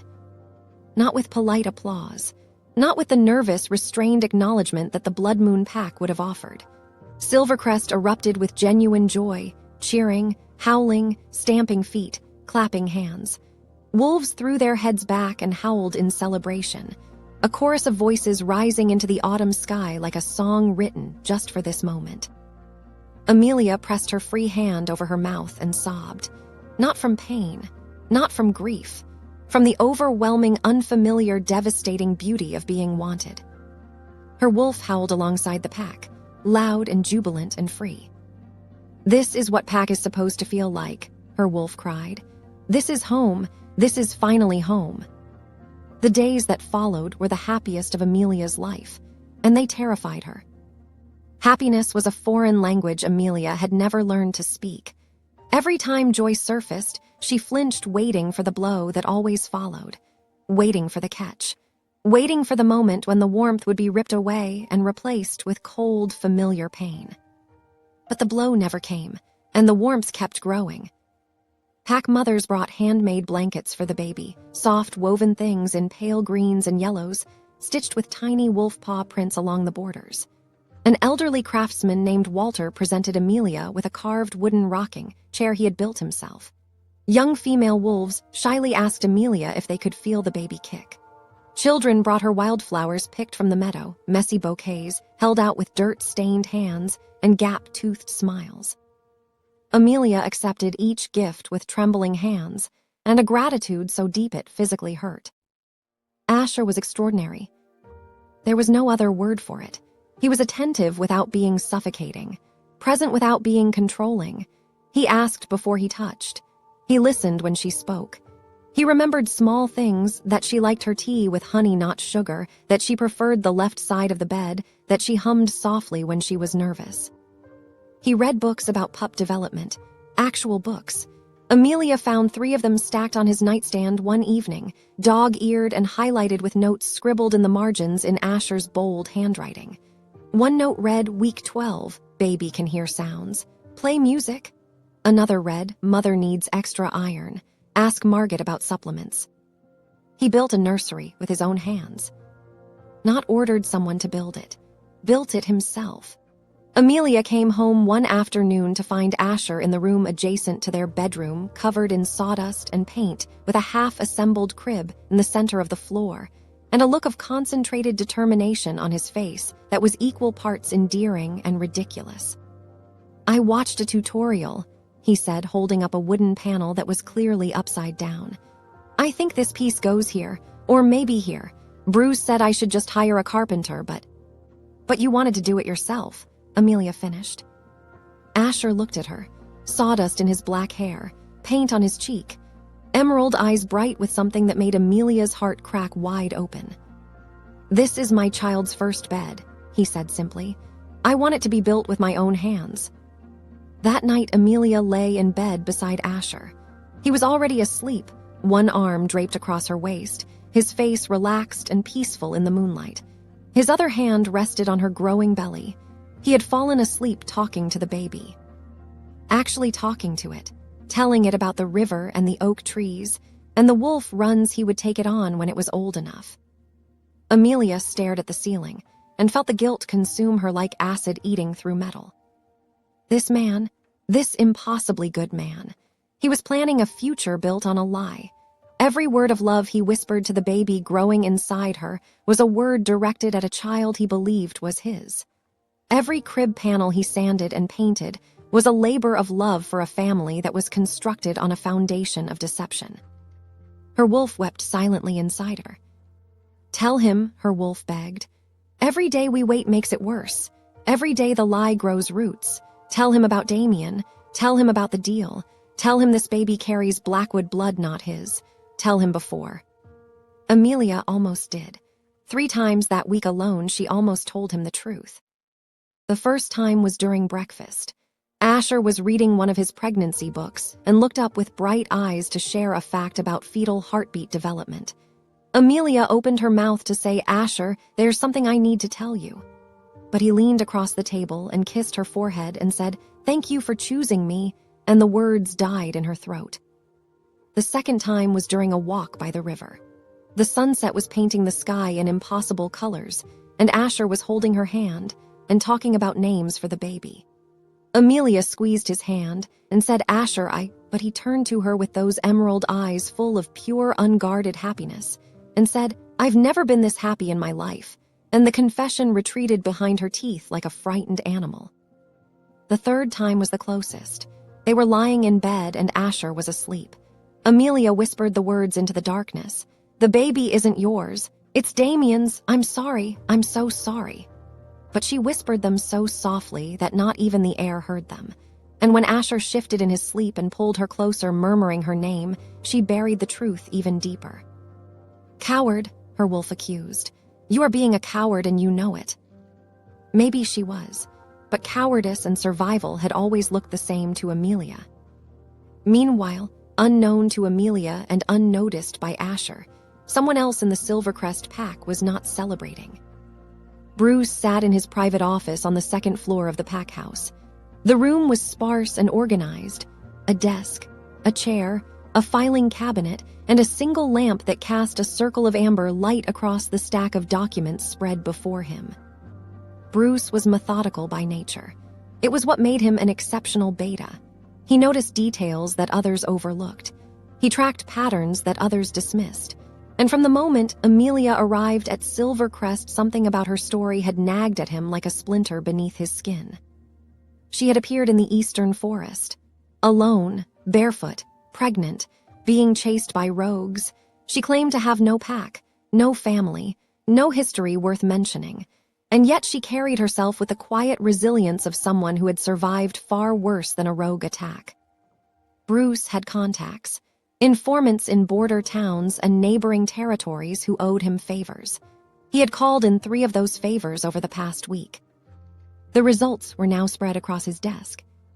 A purchase record from the Silverbrook Omega registry showing that one Amelia Draven had been legally sold to the Blood Moon Pack 6 weeks ago. A servant's testimony, obtained through careful back channels, confirming that an Omega matching Amelia's description had been housed in the Blood Moon Pack servants' quarters for approximately 2 weeks before disappearing. And a timeline. A very damning timeline. Bruce picked up a pencil and drew a simple calculation on a notepad. Amelia's current stage of pregnancy based on the healer Margot's assessment. The date Amelia arrived at Silvercrest.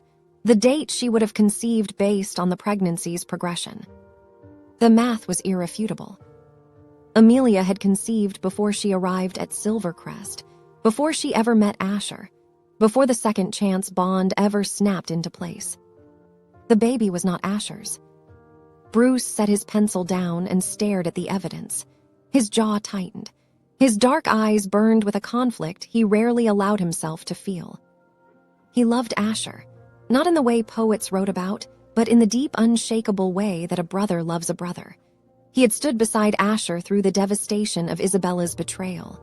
He had helped build Silvercrest from nothing. He had watched Asher suffer through years of loneliness, never complaining, never growing bitter, always holding on to the quiet hope that the moon goddess would send him someone. And now someone had arrived, and Asher was happier than Bruce had ever seen him. And it was built on a lie. Bruce picked up his phone. His thumb hovered over Asher's contact. One call, one conversation. That's all it would take to bring the truth into the light. But then he thought about Asher's face at the ceremony. The tears in his Alpha's eyes when the pack cheered. The sawdust in his hair from building that crib. The way his voice softened every time he said Amelia's name. Bruce put the phone down. He closed the file. He pushed back his chair. He stood and stared at the door of his office for a long time. "Do I tell my Alpha the truth and break his heart?" Bruce murmured to the empty room. "Or do I confront the Omega first and give her a chance to do it herself?" The lamp flickered. The office was silent. Bruce made his decision. He would talk to Amelia first. He would give her the chance to confess before he brought the evidence to Asher. But he would not give her long. He grabbed the file, tucked it under his arm, and walked out of his office. His heavy footsteps echoed down the empty corridor with the steady, deliberate rhythm of a clock counting down. Time was running out, and the cracks in Amelia's carefully constructed lie were about to split wide open. The garden behind the Silvercrest pack house held the last warmth of the dying sun in its stone walls the way a cupped hand holds water, temporarily, preciously, with the quiet understanding that it would soon be gone. Amelia sat on the weathered bench beside the herb beds, her fingers tracing slow circles on the swell of her belly, while the sky above her dissolved from amber into violet. The rosemary bushes exhaled their sharp, green fragrance into the cooling air. Wild lavender leaned toward the fatting light with the desperate grace of something reaching for what it could not keep.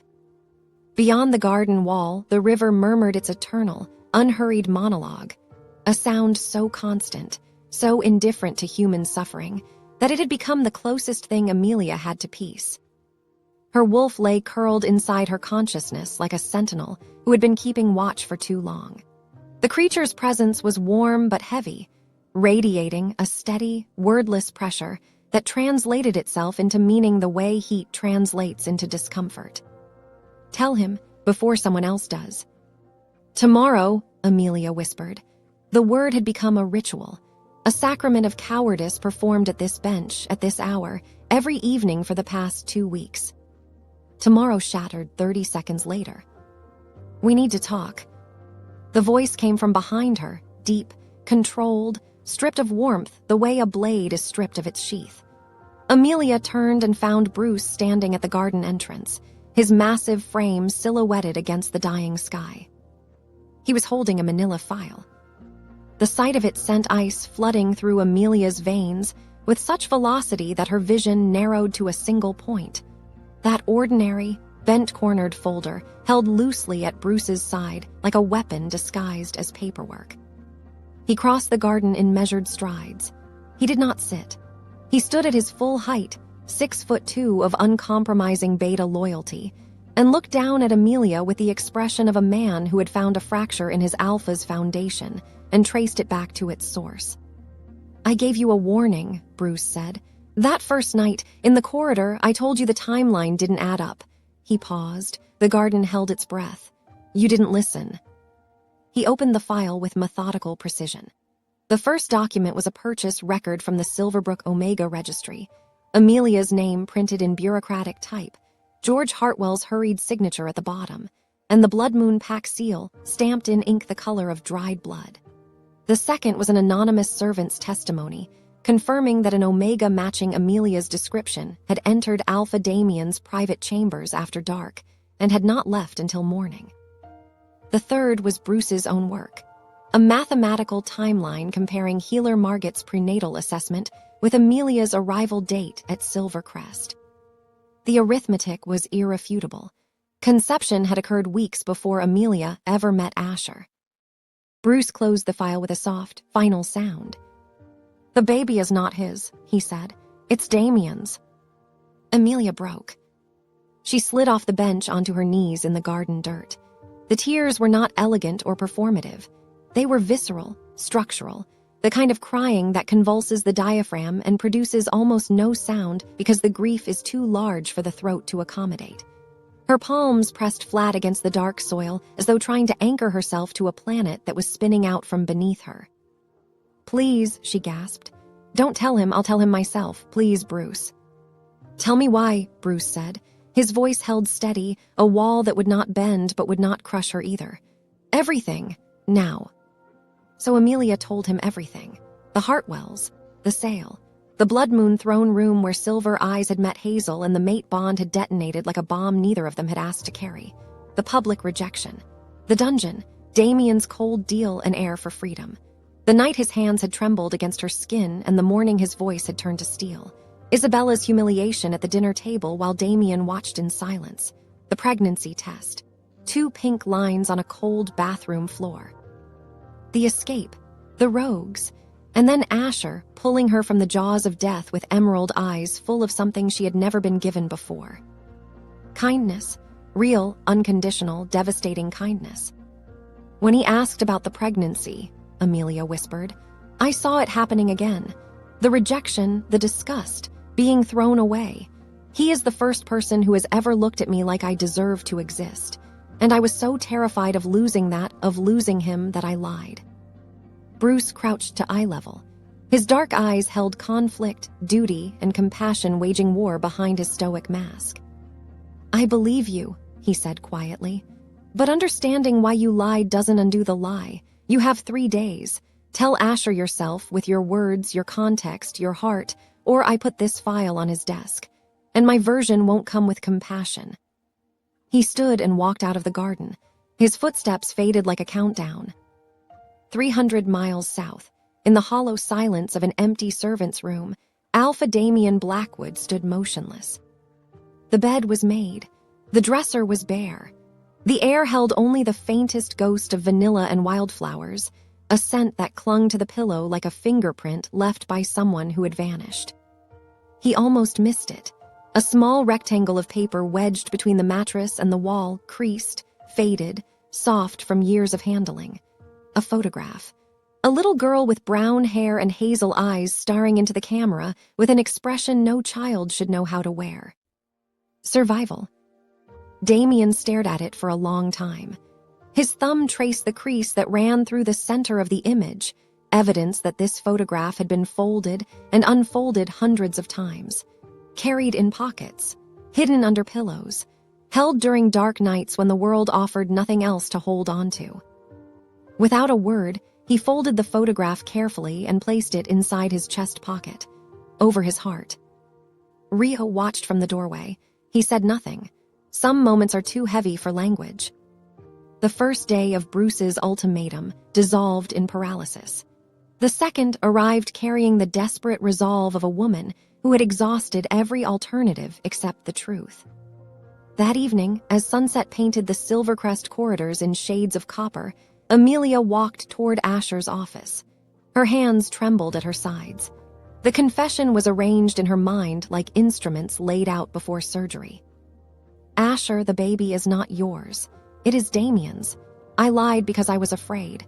I am telling you now because you deserve the truth." She reached the door, raised her hand to knock, and heard crying from inside. Not Asher's voice. A woman's voice, high, trembling, soaked in a quality of distress that Amelia's instincts, sharpened by 20 years of navigating the Hartwell's manipulations, immediately flagged as performed.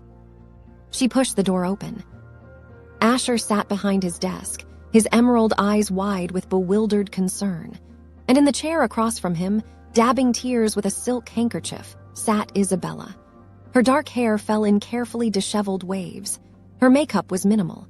Her expensive clothes had been exchanged for a simple gray dress, the costume of a woman who wanted to be seen as broken rather than breaking. "Damien sent me away," Isabella sobbed with practiced fragility. He told me I mean nothing, that he only wants one person in the entire world. Her glistening eyes shifted to Amelia in the doorway. For a fraction of a second, invisible to everyone except the woman it was meant for, triumph flickered behind those tears. He only wants your mate, Asher. He only wants Amelia. Asher's emerald eyes moved from Isabella to Amelia. The concern was still there, but something else had joined it, a hairline fracture forming in the bedrock of his trust, barely visible, easily dismissed, but structurally devastating. Amelia stood in the doorway. Behind her, Bruce's ultimatum ticked like a bomb. Before her, Isabella's sabotage unfurled like smoke. And from the south, growing closer with every hour, an army marched under blood-red banners carrying the wrath of a man who had just pressed a faded photograph against his heart. 2 days remained. The walls were closing. And Amelia, Draven had nowhere left to run. The nursery smelled of fresh paint and cedar shavings. Asher had finished the walls 3 days ago, a soft sage green that caught the morning light and held it the way a cupped leaf holds do. The crib stood in the center of the room, sanded smooth and assembled with the meticulous care of a man who measured twice and hammered once and checked every joint with his fingers before trusting it to hold the weight of something precious. Above it, the hand-carved mobile turned slowly in the draft from the half-open window, 5 tiny wooden wolves, suspended on silk threads, spinning in lazy circles, casting miniature shadows that danced across the freshly painted walls. Amelia stood beside the crib, her fingers resting on its polished rim, watching the wolves turn. Each one had been carved by a different pack member, a tradition, Asher had explained, that dated back to Silvercrest's founding. The pack carves the mobile. The Alpha builds the crib. The Luna chooses the name. A family built not by blood alone, but by the collective hands of everyone who would help raise the child. The beauty of it made Amelia's chest ache with a guilt, so precise it felt surgical. She heard the footsteps before she heard the voice. Heels on hardwood, measured, deliberate, arriving with the controlled cadence of someone who had timed their entrance to coincide with solitude. "Charming," Isabella said from the doorway. "Very rustic." Amelia turned. Isabella leaned against the door frame with her arms crossed, her dark hair falling over one shoulder in a cascade that managed to look effortless despite the architectural precision required to achieve it. She was still wearing the simple gray dress from the previous evening, the costume of the wounded refugee she had performed so convincingly in Asher's office. But the performance was over now. The door was closed. The audience was gone. And the woman standing in the nursery doorway bore no resemblance to the fragile, tear-streaked creature who had sobbed into a silk handkerchief while Asher watched with helpless concern. Isabella's dark eyes were clear and dry. Her posture radiated the coiled, patient confidence of a predator that has cornered its prey in a space with only one exit, an exit she was currently blocking. "We need to have an honest conversation," Isabella said. She pushed off the door frame and stepped into the nursery. Woman to woman, no audience, no tears, just the truth. The mask didn't just slip. It was removed, deliberately, completely, almost ceremonially, like a glove being pulled from a hand that no longer needed the pretense of softness. "I know the baby is Damien's," Isabella said. The words landed in the sage-green room with the quiet devastation of a stone dropped into a still pond. No splash, just ripples spreading outward in every direction, reaching every wall, touching every surface. "I was at Blood Moon when you arrived in chains," Isabella continued, her voice conversational, almost pleasant, in the way that certain poisons are almost sweet. "I watched Damien reject you in the throne room. I watched him throw you in the dungeon. And I watched him summon you to his chambers that night, because despite all his bluster about rejecting you, he couldn't keep his hands off the bond." She stopped 3 feet from Amelia, close enough that the air between them felt compressed. "I know the timeline. I know the math. And I know that the child growing inside you right now carries Blackwood blood, not Asher's." Isabella tilted her head, studying Amelia with the detached curiosity of someone examining an insect beneath glass. "You ran because you were too weak to fight for your place. And now you're here, playing house with my childhood friend, letting him build cribs and plan futures for a child that isn't his. Amelia's wolf surged inside her chest, not with the whimpering, defensive energy that had characterized so much of their time at Blood Moon, but with something hotter. Something that had been building for weeks beneath the layers of fear and guilt and survival. A snarl. Low, sustained, vibrating through Amelia's ribcage with a resonance that surprised them both. "What do you want, Isabella?" Amelia's voice was quiet, but it did not shake. The absence of tremor surprised her almost as much as the snarl had. "I want you to leave," Isabella said simply. "Walk away, tonight. Disappear into whatever anonymous corner of the world will have you, and let Asher move on with someone who actually deserves him." She paused, and her lips curved into a smile that contained no warmth whatsoever. "Someone like me." "Asher was mine before he was yours," Isabella continued when Amelia didn't respond. "They both were, and I have spent years building my position. I will not let a purchased Omega with a stolen identity and a borrowed mate dismantle everything I've constructed." The mobile turned slowly above the crib. The wooden wolves cast their tiny shadows across Amelia's face as she stood perfectly still, absorbing each word, feeling her wolf's fury build like pressure beneath a sealed surface. Something shifted inside Amelia Draven. Not a crack, not a break, a restructuring.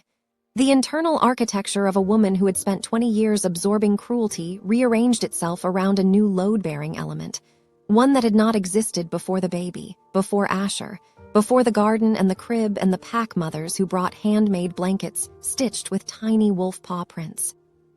Amelia looked Isabella directly in the eyes. "No." The word was small, one syllable, 2 letters, but it landed in the nursery with the weight of something fundamental, a boundary drawn by someone who had never been permitted to draw boundaries before. "I am not leaving," Amelia said, her hazel eyes held steady against Isabella's dark ones. "I am not running, and I am not afraid of you." Isabella's composure flickered, a hairline fracture in the porcelain mask, barely visible, instantly repaired. But Amelia saw it, and Isabella knew she saw it. The air between them crackled with something electric and dangerous. 2 women standing on either side of a crib, built for a child whose existence threatened everything both of them wanted. The moment stretched, taut as a wire, vibrating with the promise of escalation. Then the war horn sounded. 3 long, deep notes tore through the morning air with the violence of a blade drawn across stone.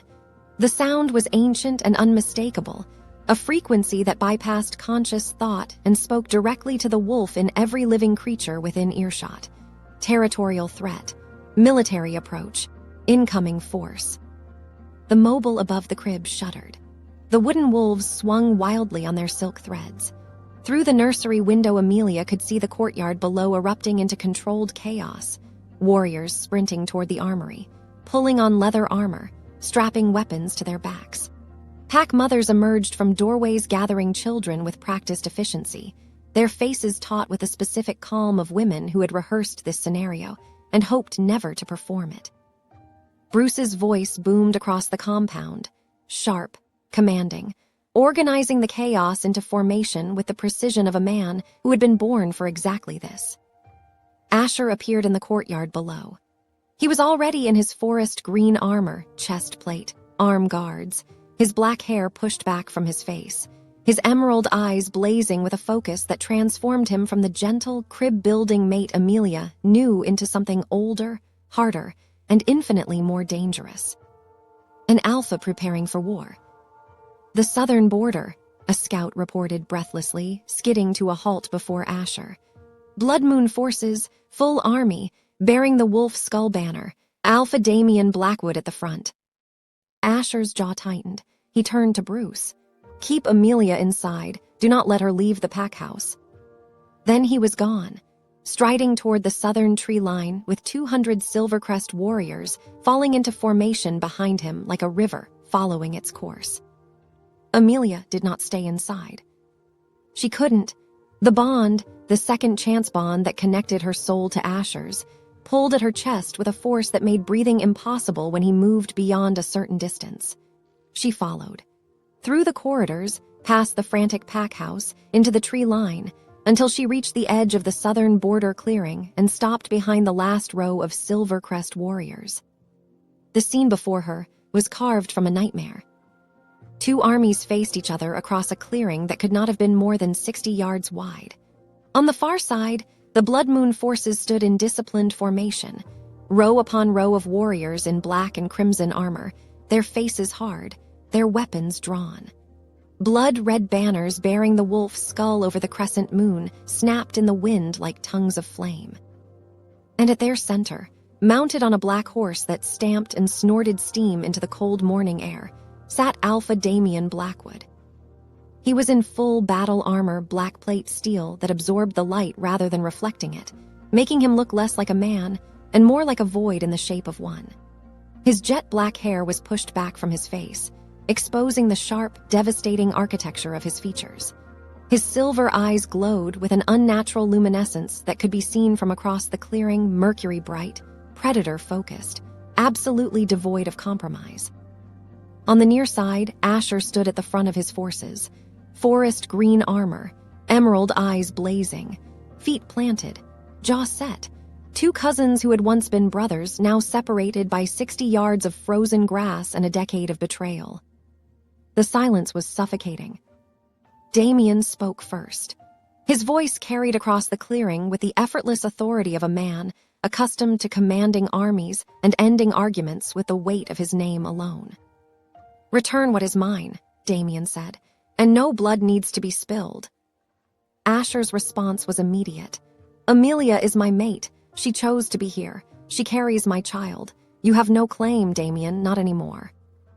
Damien's silver eyes narrowed, and then he smiled. It was not a warm smile. It was not even a cruel smile. It was the smile of a man who has been holding a card he has not yet played, a card he has been saving for precisely this moment, for precisely this audience, for precisely this effect. "Did she tell you that?" Damien asked softly. His voice carried across the silence like a blade laid flat against skin. "Did she tell you the child is yours?" Asher's emerald eyes flickered, the first involuntary crack in his composure. "Because the child she carries," Damien continued, each word placed with surgical precision, "was conceived in my bed, in my chambers, in the Blood Moon Pack, weeks before she ever set foot in your territory." His silver eyes found Amelia behind the line of warriors, found her and held her with the gravitational certainty of a man reclaiming something he had never fully released. "That pup carries Blackwood royal blood. Not yours, cousin, mine." The words detonated across the clearing. Every warrior on both sides went rigid. Every wolf present felt the atmospheric shift, a change in pressure so sudden it was almost audible. Whispers erupted along the Silvercrest line like cracks spreading through ice. Asher did not move for a long time. When he finally turned, it was slow, controlled. The movement of a man whose body was operating on discipline because everything else, trust, certainty, the foundational assumptions upon which his entire world had been constructed, had just been detonated beneath his feet. His emerald eyes found Amelia. She stood behind the last row of warriors, exposed, visible. Her brown hair caught the wind. Her hazel eyes were wide and wet and filled with the unmistakable terror of a woman who had been running from this exact moment since the day she arrived and had finally, irrevocably, been caught. Asher's voice was barely above a whisper, but in the devastating silence of that clearing, two armies holding their breath, 200 wolves frozen in place, the wind itself seeming to pause, his words reached every ear present. "Amelia." A pause. An eternity compressed into a single heartbeat. "Is it true? Is the baby his?" Every eye in the clearing was on Amelia. Two armies, two alphas, hundreds of wolves with weapons drawn and breath held. The silence was so complete she could hear grass bending beneath the wind at her feet. Asher stood at the border. His emerald eyes were locked on her face, and they held something worse than anger, worse than accusation. Hope. The desperate, fragile hope of a man silently begging the woman he loves to deny the worst thing he has ever heard, to shake her head, to say the words that would make the ground solid again. Behind him, Damien sat on his black horse with silver eyes gleaming in quiet satisfaction. The expression of a man who had detonated a bomb and was watching the shrapnel find its targets. Amelia's wolf howled inside her chest. Tell him all of it, no more hiding. Let the truth be the last thing we run from. Amelia stepped forward into the open space between both armies. Her legs trembled, but they held. Tears ran down her face unchecked. She did not have the energy to perform composure she did not possess. But when she spoke, her voice did not break. Yes, she said, the baby is Damien's. A wave of gasps and whispers rippled through the Silvercrest ranks like wind through tall grass. Amelia kept talking. If she stopped, she would never start again. I was sold to Alpha Damien by my foster parents. They put me in chains and traded me for gambling money. When I arrived at Blood Moon, I discovered Damien was my mate. He rejected me publicly. He threw me in a dungeon. He offered me a deal, give him an heir, and he would set me free. She drew a shuddering breath. I got pregnant and I ran because I knew if he found out he would cage me forever. Her hazel eyes found Asher's emerald ones. Asher saved me from the rogues.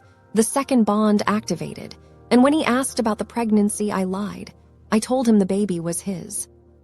Her voice cracked. She let it crack. Because he was the first person in my life who looked at me like I was worth something. And I was so terrified of losing that, of being thrown away again, that I would have said anything to keep him. She stood with her hands open at her sides, offering nothing except the truth she should have given months ago. The baby is not Asher's. It is Damien's, and I am so deeply sorry. Silence swallowed the clearing hole. Amelia watched hope die in Asher's eyes. It did not die violently. It simply left, the way color leaves the sky at dusk. Gradually, completely, until what remained was flat and gray and empty where warmth used to live. His jaw tightened.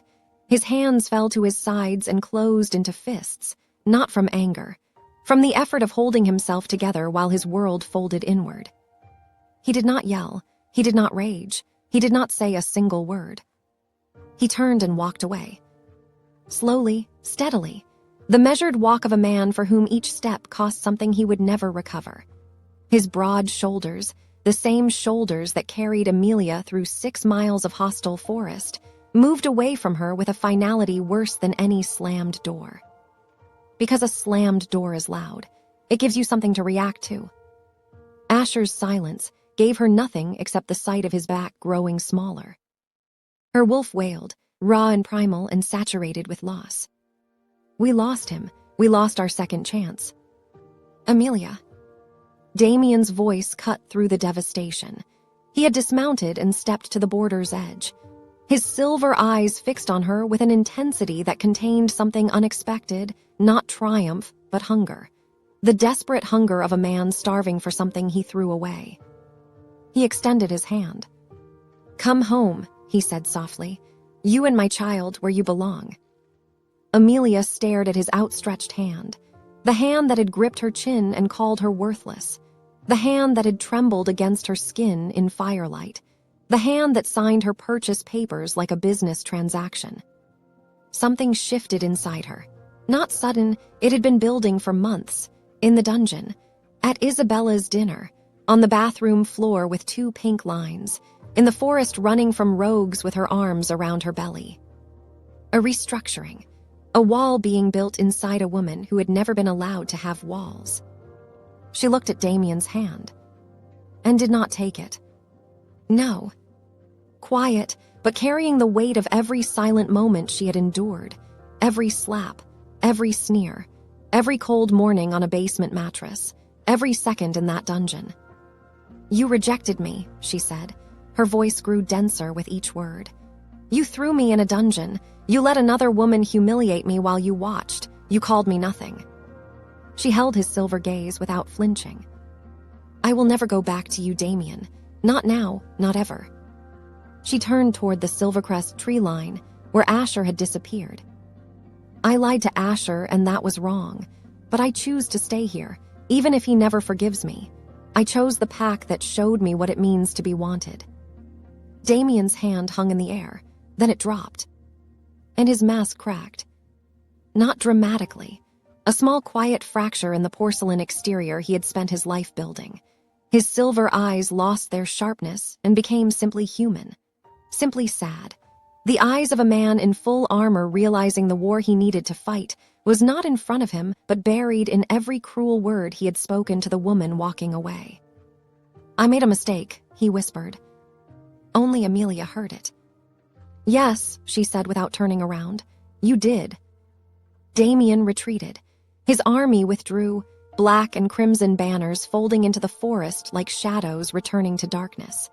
The thunder of hooves faded until the clearing held nothing but trampled grass and silence. Amelia stood alone. Behind her, Damien disappeared. Before her, Asher's door was closed.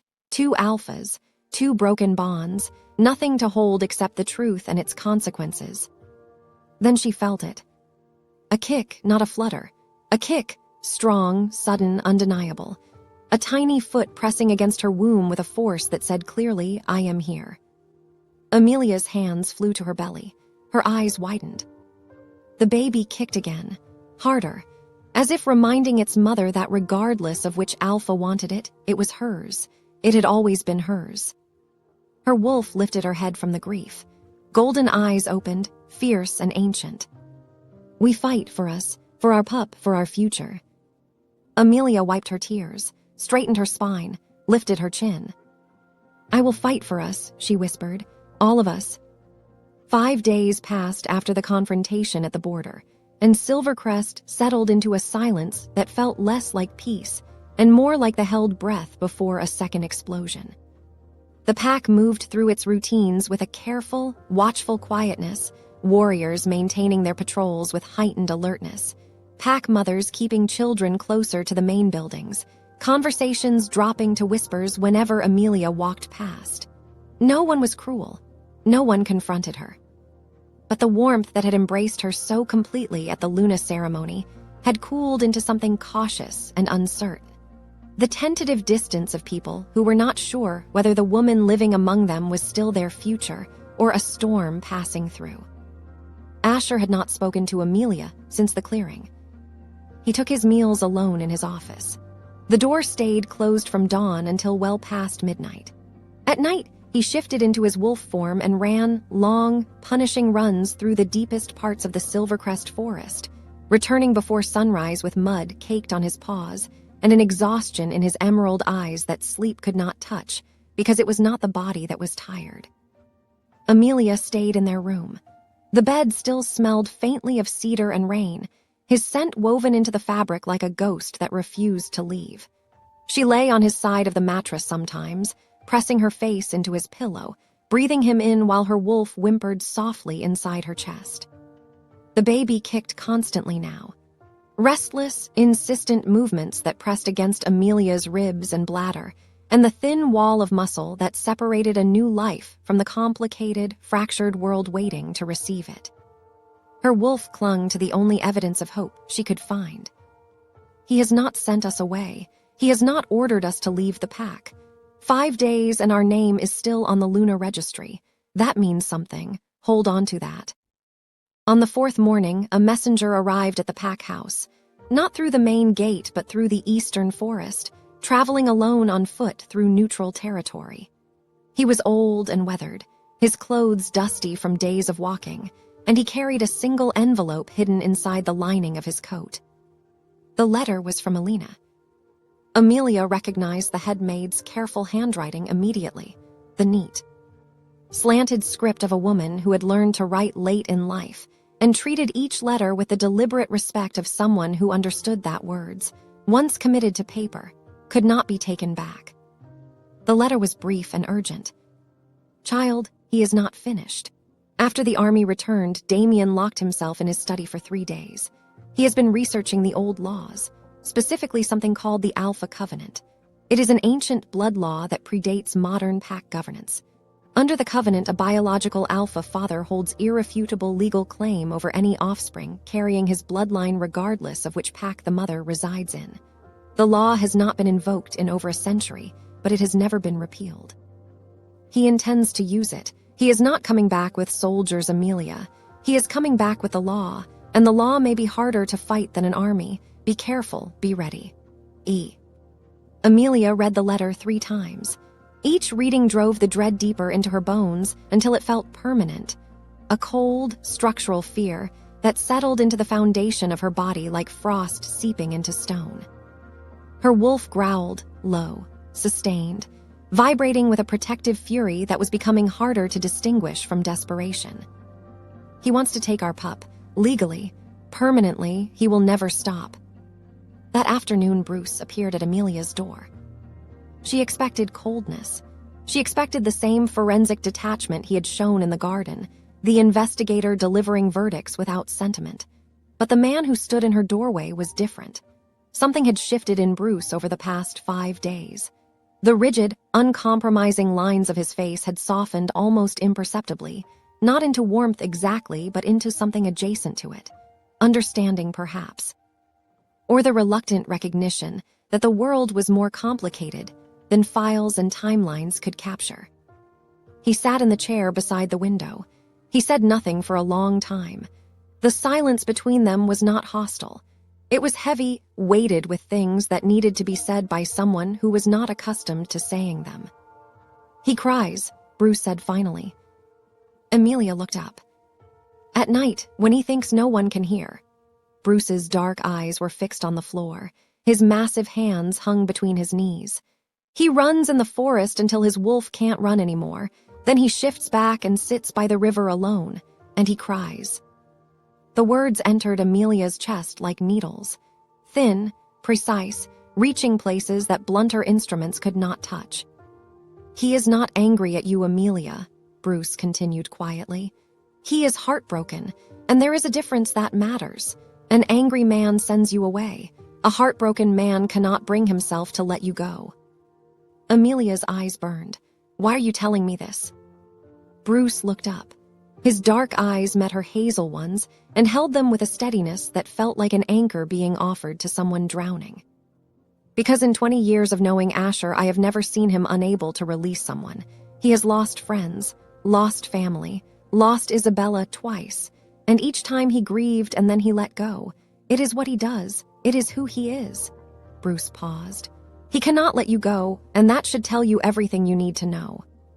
He stood and left without another word. That night, Amelia sat on the edge of the bed, staring at the closed door and listening to the silence of the pack house settling around her. The baby shifted inside her, a slow, rolling movement like a creature turning in its sleep. Then she heard footsteps in the corridor, slow, heavy, stopping outside her door. A knock, soft, almost uncertain. She opened the door, and Asher was standing there. He looked terrible. Dark circles carved deep hollows beneath his emerald eyes. Stubble shadowed his jaw. His broad frame seemed diminished, not physically but spiritually, as though something essential had been removed from inside him and the structure that remained was struggling to support its own weight. They stared at each other across the threshold. Then Asher spoke, slowly, each word chosen with the care of a man who understood that what he said next would determine everything. The lie nearly destroyed me, he said. I felt like a fool for trusting so fast, for believing the moon goddess had finally given me something uncomplicated. He paused, his jaw worked. I wanted to hate you, I tried, but the bond wouldn't let me. And more than the bond, I couldn't hate you because I know what you did came from fear. Not cruelty, not malice, fear. His emerald eyes glistened. Last night I felt the baby kick. Through the bond, I don't understand how the child isn't mine by blood, but I felt it, right here. He pressed his fist against his chest. His voice cracked. And I didn't feel like a man who had been lied to. I felt like a father. Amelia's tears fell freely. Asher stepped forward and cupped her face in both hands. Those large, calloused, impossibly gentle hands. I need time, he said. The trust has to be rebuilt and it will be slow and painful. But I am not letting you go. Not you and not this pup. Bond or blood, I felt that kick and something in me claimed that child. He pressed his forehead against hers. We figure this out together. Amelia broke. She wrapped her arms around him and held on with everything she had. Her wolf howled with relief so pure it bordered on pain. "He is staying. Our mate is staying." They held each other in the doorway. Not a kiss, not a grand gesture.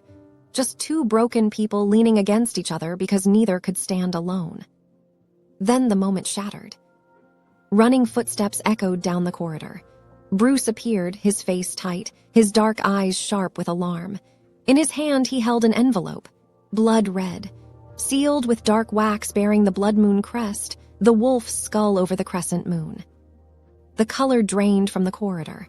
Every wolf within sensing distance felt the weight of that envelope. Its color, its crest, the ancient formality it represented. Asher took it from Bruce. He broke the seal, unfolded the single page inside. Amelia watched his face change. The color left his skin in a wave, draining downward like water receding from a shore. His emerald eyes widened. His hands began to tremble. The gentle man who had just pressed his forehead against hers and promised to stay disappeared, replaced by something harder, colder, forged in the space between love and war. He turned the letter toward Amelia. One line, written in Damien's sharp, precise handwriting. "That child carries my blood, and by the laws of the Alpha Covenant, it belongs to me. I am coming for what is mine, all of it." Amelia's hands flew to her belly. The baby kicked hard, once, twice, as if sensing the danger approaching from 300 miles south. Asher crumpled the letter in his fist. His emerald eyes hardened with a fury she had never seen, not hot or impulsive, but cold, structural, immovable.